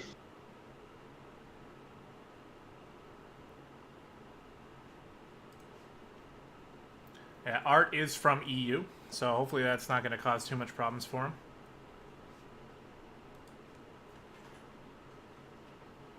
Oh, there we go. I'm seeing it move now. Yeah, it's taking a while. The suspense, man. It's being forced on us here as we wait. You guys can see everyone is just on the edge of their seats waiting for this to load up. I can just tell. Mm-hmm. I can see through your screens right now. You're all waiting in anticipation for this final. It has been a great cast so far. Shout out to gdoggcasey. Follow him on Twitch and on YouTube at gdoggcasey. Yeah, definitely. Especially if you want to catch some more StarCraft stuff. We're going to be doing more, as we've already said. Occasionally I do solo streams when I play, but I'm not very good, so you don't necessarily got to follow me for that. But here we go. The bars are moving again. We're loading into Parasite. I think this is the first time we've been on this map. Maybe I'm wrong, but here we are. In the bottom left corner of Parasite, representing Gosu, born Gosu. I was going to say Gosu Gaming for some reason. In the blue, playing Zerg, it is Onibram. And spawning as the orange Protoss up in the top left for Team Cbix, it is Art. With a pylon on the low ground, meaning he's not going one base. Yeah, almost definitely going to be going into an expansion. He still has a chance to drop a forge there. That's always fun. We'll see what Art wants to do. It's a gateway. And he's going to go on and scout. Onibram, on the other hand, moving up to 17. And heading on down for the expansion. So exciting, the early bits of StarCraft. Oh, yeah. I mean, there are some intricacies. Sometimes the Protoss sends their probe across much earlier and can block that hatch, and then it causes problems for everyone who's not the Protoss. So, but this time we're not going to see something like that. He's going to head in. He's going to see the most standard of standard stuff. We've all seen this kind of thing before. He's probably going to drop a Nexus. He's got the money for it. There it is. He's got it. All right. Got some Code S starts going on right here. What are we going to see coming out of the gateway first? Pretty sure it's going to be a Adept once he gets the money. Most likely. Once his Cybercore is done, too. Oh, yeah. That would make sense. Yes. So the Overlord here, I like what Onibram is doing, keeping it at home. Most of the time you want to send it across, right, to get that early scouting. But against Protoss, especially when you're playing for all the marbles, you want to make sure that you're going to spot some sort of pylon or cannon going down. So he has to keep it at home for a bit. He's sending it across now. And the probe isn't seeking to do that. He just wants to see what's happening, what's coming out of those eggs. Steal a little bit of minerals. That's about it. Yeah. Thank you to Lily for pointing that out. Yes, round 1 we did already cast a PVZ. That was round 1. That's probably why I forgot about it. Yep.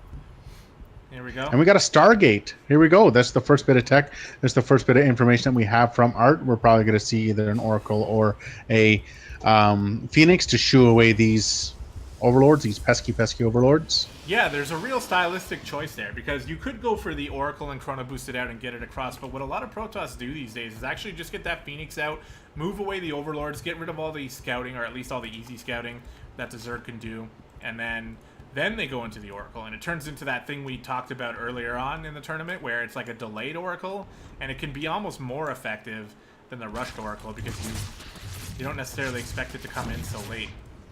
But Spore Crawler's going down, so an Ibrom's not going to be caught by that. Not Speed about to finish up, and it is going to be a Phoenix that's going to come out first, so they are going to shoo away the overlords. Baneling Nest coming down for our Zerg player. Look at Onibram. He's actually hid his Overlord all the way back here. Pretty smart move. The Phoenix is probably going to find it anyway. Yeah, there it is. Oh, you didn't see it. Oh, he walked away. Oh, no, he's going back. There it is. Hey, Cyrex, thanks for tuning in. There's a name I haven't seen in a while. Yeah, what's going on, man? Welcome to the stream. We are currently casting the finals of the Extreme Versus tournament here. Winner gets 25 bucks. Loser still gets 15 bucks. It's not bad. And Onibram here representing Team Born Gosu, trying to take it home for the team. The Oracle is out now with the Phoenix. Gonna spot these Lings. Gonna spot that Overlord maybe. Yep, he's cleaning up all these Overlords. That really sucks for Onibram. Not gonna be able to rely on those Overlords later to get a scout. Once again, a Robo going down. Yeah, Ling's making their way across the map, just scouting around, making their way back now. What do we see going on here? We see 2 Evo chambers. Here is the Oracle. It's not going to get any work done due to Queens and the Spores, but it is going to be around to do revelations or catch anything moving in between the bases. As Onibram unfortunately gets supply blocked because of those pesky Phoenix. Yep. We got some Lings moved across the map. Not going to be able to do too much. There's a lot of Adepts back here. If anything, they can at least see the Adepts. Looking like they want to cancel a third base, but with the Twilight Council going down and this many Adepts on the field, it's kind of screaming Adept Glaive attack here. He's going to get the third base first, so it's not necessarily an all-in. It's just going to be like a pretty heavy pressure. Oh, smart move by Art. He leaves an Adept in the wall, which could have, like if he didn't do that, he would be taking incredible amounts of damage right now, but instead Onibram is just losing all these Lings. Looks like he just sort of clicked them in and forgot about them there, as literally every last one is going to die. A couple drones went down on the other side of the map. I think that was just an Oracle. Yeah, the 2 Oracles went in after the Phoenix had killed the Queen, or the Phoenix had baited the Queen out far enough. The Oracles did kill the Queen, picked up a couple of drones. Another Spore Crawler going down just in case, because they did see multiple Oracles. But here we go. Look at this 5 Adepts making their way across the map. Yep, this is going to be pretty tough for Onibram to deal with, as he's got pretty much no units out right now. That Queen isn't going to last very long here in this situation. 5 drones being made, +1 attack, and 1 Roach is coming out here, but Art is finding himself in a pretty good position. He actually isn't getting Adept Glaives, he's getting charged for the Zealots, and now he's warping in even more High Templar here. He's going to be morphing into Archons, and it's going to take a lot for Onibram to be able to defend this. I mean, look at the supplies right now. How did this even get this way? Yeah, he's not making any units right now. We see 6 more Roaches coming out, but anything coming out of that third is pretty much dead. And this is a little bit rough for Onibram. He's got a lot of larva over here at the third base. It could still be used, even though that third place went down, but Archons are pushing forward. These upgrades are going to finish, and there are some Roaches popping. Onibram having a little bit of a uncharacteristic issue here, as he is going to get the Roaches out. I don't think this is going to be enough to actually win the game. The Spore Crawler being annoying for some of those air units, but Art is continuing to force himself up into the main now. And there's, okay, a lot more Roaches just popped up. Charge is done for these Zealots. The drones are being pushed off the line. That is never good. And this Warp Prism is being allowed to continually warp in units, and there's so many charge lots here. This is not looking good. He's juggling the Archon as well, and taking out so many drones, and it looks like this is starting to... End of the first game, I think it is. A very nice attack by Art. warping in more units on Ibram down to 20 supply to 84, and there's the GG. Yeah, definitely an uncharacteristic game from Onibram there. I'm not exactly sure what happened, but, you know, he just had a bit of a hard time there in that match. And that's going to give Art the first game. So what does Onibram want for second map? Don't even remember what maps are left available here. But guys, you better get hyped because we are pretty close. There's a chance that this could actually be the last match of the tournament here. I'm hoping Onibram's going to be able to step it up and take us to a game 3, to be honest, because I don't feel like he showed us his best game there. I'm not trying to, you know, hammer it into him too hard there, but, you know, there were some moments that I think Onibram just wasn't quite pulling it off the way he wanted to. All right, Zerg Protoss. Art says go. I see in our Discord, it's kind of funny. We have the slowpoke of all players. His name is Last Surprise. He's like, I'm a player, and the tournament is almost over. Sorry, bud, you're gonna have to wait until the next one. But thanks for showing up. Yeah, you can wait till the next one for sure. All right, here we are, guys, beeping ourselves into the second game on Blue Shift. Let's get some excitement in the chat. This could be the last game of the first ever Extreme versus Open tournament. Do you see who I this see could in be? chat right now? Do you see who it is? Oh my goodness! Of all the people, why wouldn't he be playing? It would be so awesome to cast this person. Lando, 2 weeks from now, we're going to be doing another tournament. I fully expect that you are signed up and ready to go. Where it's going to be $25 for the first place person, and in Australian dollars, I don't know what that is. But let's get started with these introductions. Yeah, in the bottom left corner on Blue Shift, currently down 0-1. This could be the last game of the tournament here, but he is representing Born Gosu. He is playing Zerg. He is in the blue, and he is going pool first, and he is Onibram. And spawning as the orange Protoss in the top right for Team Cbix, up 1-0 and could possibly be on his way to victory after this game. It is Art. Mr. Right. Lando, though, great to see you, man. Great to see you. Yeah, it's been a long time. Okay, so pool first, no gas, which is interesting to me. I'm not exactly sure. I don't really know what kind of build this is, but Onibram definitely looking to get some lings across the map very quickly here. But look at this scout. The scout is going to see it almost immediately. That's what I'm saying, man. You gotta worker scout these days. I think it's pretty much a must, especially if you're playing for money here, which these players are doing. The probe is going to see that spawning pool and what kind of reaction. He's not going to put the Nexus down first. He's going to put this probably a second gateway and a core, I would guess. Second gateway and a core. Yeah, and then he's going to Chrono Boost out a Zealot and put it in the hole. Yep. Yeah, and this is a pretty good response here coming from Art. He's definitely looked pretty good in the games that we've casted. He knows what he's doing, and he's looking like he is trying to get himself poised for a first place victory here. There's a Zealot. Probably going to see a shield battery going down as well, although that might not even be necessary. This Overlord is going to scout this, or the Lings are going to scout it first, and they're going to be pretty sad realizing they don't really stand a chance to get in here, and he's taking a pretty heavy economic hit because of this opening. He's trying to get in. Good, yeah, good little micro though by the Zealot. Yeah, and a second Zealot's gonna pop too. And there we go. One of the Zealots might go down. Nope, nice micro again. It's the little things like that. Just that little hole right there with the Zealots taking only a little bit of actual damage, mostly shield damage, is just great micro. Now the natural does finally go down. Yeah. And where does Onibram go from here? Looking like he's gonna go for a really quick third. Oh, I don't know. I mean, he was thinking about it, but maybe not. The Zealots are moving across the map, and these are only slow lings. The gas isn't even finished yet. Like, it's literally just finishing now.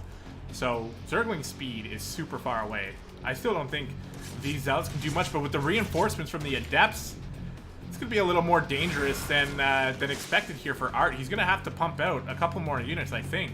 He's got a Queen here. Well, he's got another Queen is about to come out. He is making how many more? Here we go. He's making 10 more lings, yeah. The Shades are going to cancel. He's going to try to keep this engagement going here. The Lings are doing their best, but the Zealots are staying alive. There's no more Lings now. 14 on the way, but still no speed. And the Queen is moving up the ramp. And, jeez, man, this is Onibram having a real hard time against the Protoss player Art, as he's got a... It looked like he was thinking about abandoning his natural. He's trying to get... He's trying to get it so hard he's got 4 drones in gas. Yeah, I think the big thing here for Art is the fact that just these 4 little units forced out 12 more Lings, which has now put Art into a 7-worker lead already, 8-worker lead. Yeah, he's definitely in a commanding position here. It's going to take pretty much a miracle, I think, for Onibram to be able to pull himself back into this game. He needs Art to back off and let him macro up a little bit to get caught up. All of these Lings, they don't have speed, so I don't... You know, they're not going to be able to do too much. I think he's just trying to keep Art back at home and just be like, look, I have Lings over here, so you need to stay home. But now they're running across. There's an Oracle out on the map. Spore Crawlers are going down. Might be done in time. Yeah, Baneling Nest coming down as well, but 4 Queens out. Queen's great unit. Yeah. Going to be able to shoo away this Oracle. Almost immediately. Does absolutely nothing. Yeah. Still no third base, though, from our Zerg player. Yeah, I was just thinking that too. It looks like he's trying to just 2-base it here, but... Oh, look at this, up just above where the third base location is. We do have a pylon that is warping in 4 more Adepts. It looks like we're going to see some aggression from our Protoss player. And these Queens are packing up and leaving. And they're off creep, and they're not going to be able to get back to deal with these Adepts. This is actually a disaster for Onibram, as the Lings still don't even have speed. He's going to shade up into the main. He's got a lot of Lings popping. He needs to get up into the main. Speed is just about ready. He actually cancels those Shades. Banelings getting made here. That Oracle might actually pick them off. More drones going down. Their speed. The Queens are still walking across the map. I don't know why. I don't know what they're doing over there. I don't know what they hope to do all by themselves. I think they're on their own hotkey. I think that's a big thing. Oh, the Banelings are going to get some hits. They're not the worst hits, not the greatest hits, but these Lings are going to clean up a bunch of them. Yeah, but then they all die, though. Like, these Adepts don't have to go anywhere. Yeah, they're coming back up into the main. I mean, the Queens are hitting the Cyber Core, but, like, the Adepts are going to kill every single drone he's got, including the Oracle. So the Adepts with the Oracle, I mean. Actually, nice surround here. Okay, all the Adepts are going to die. But Onibram has 9 workers. And there's still an Oracle here, and there's no Queens. The Queens are going to kill the Cyber Core, which is pretty funny. How is Art going to deal with these Queens? They do have Transfuse. Oh, there's a lot of energy. Yeah. There's the first Transfuse. Transfuse for days. There's shield batteries here, though, for Art. Force fields. Good force fields. Queens are still hacking away, but, I mean, there's such an economic lead here for Art. He's just going to be able to keep warping in units. These Queens, as interesting as it looks, and the Transfuses are on point, they're not going to do it. No, there's just far too much Protoss, and there's the G. Congratulations to our winner! Yeah, Art is going to take it down. The first ever Extreme versus Open winner. As I click on every single wrong scene before I finally get to the right one. And that is going to do it, guys. That has been the first ever installment of Extreme versus Open. Congratulations to Art, to Onibram, and to gdoggcasey on being the first ever to get a payday from this tournament. Art is just telling us in chat his PayPal information. Yep. Onibram, if you could send that to me as well, please. Yeah, I don't think he's listening to the stream, so gonna want to poke him in the Discord. We'll deal with that later, but guys, not only to the viewers, but to the players as well, thank you very much for making this, I would say, a resounding success. We're hoping to do better and better every single time. Like we said, every 2 weeks, approximately. You know, Detiner and I are working people as well. Sometimes we have to work on days when we would rather cast StarCraft, but we're going to try our best to make it as close to every 2 weeks as possible. And as it stands right now, we have come to an agreement that September 21st is a Friday, about 2 weeks from now, at 7 p.m. Eastern Time, we're going to host another tournament.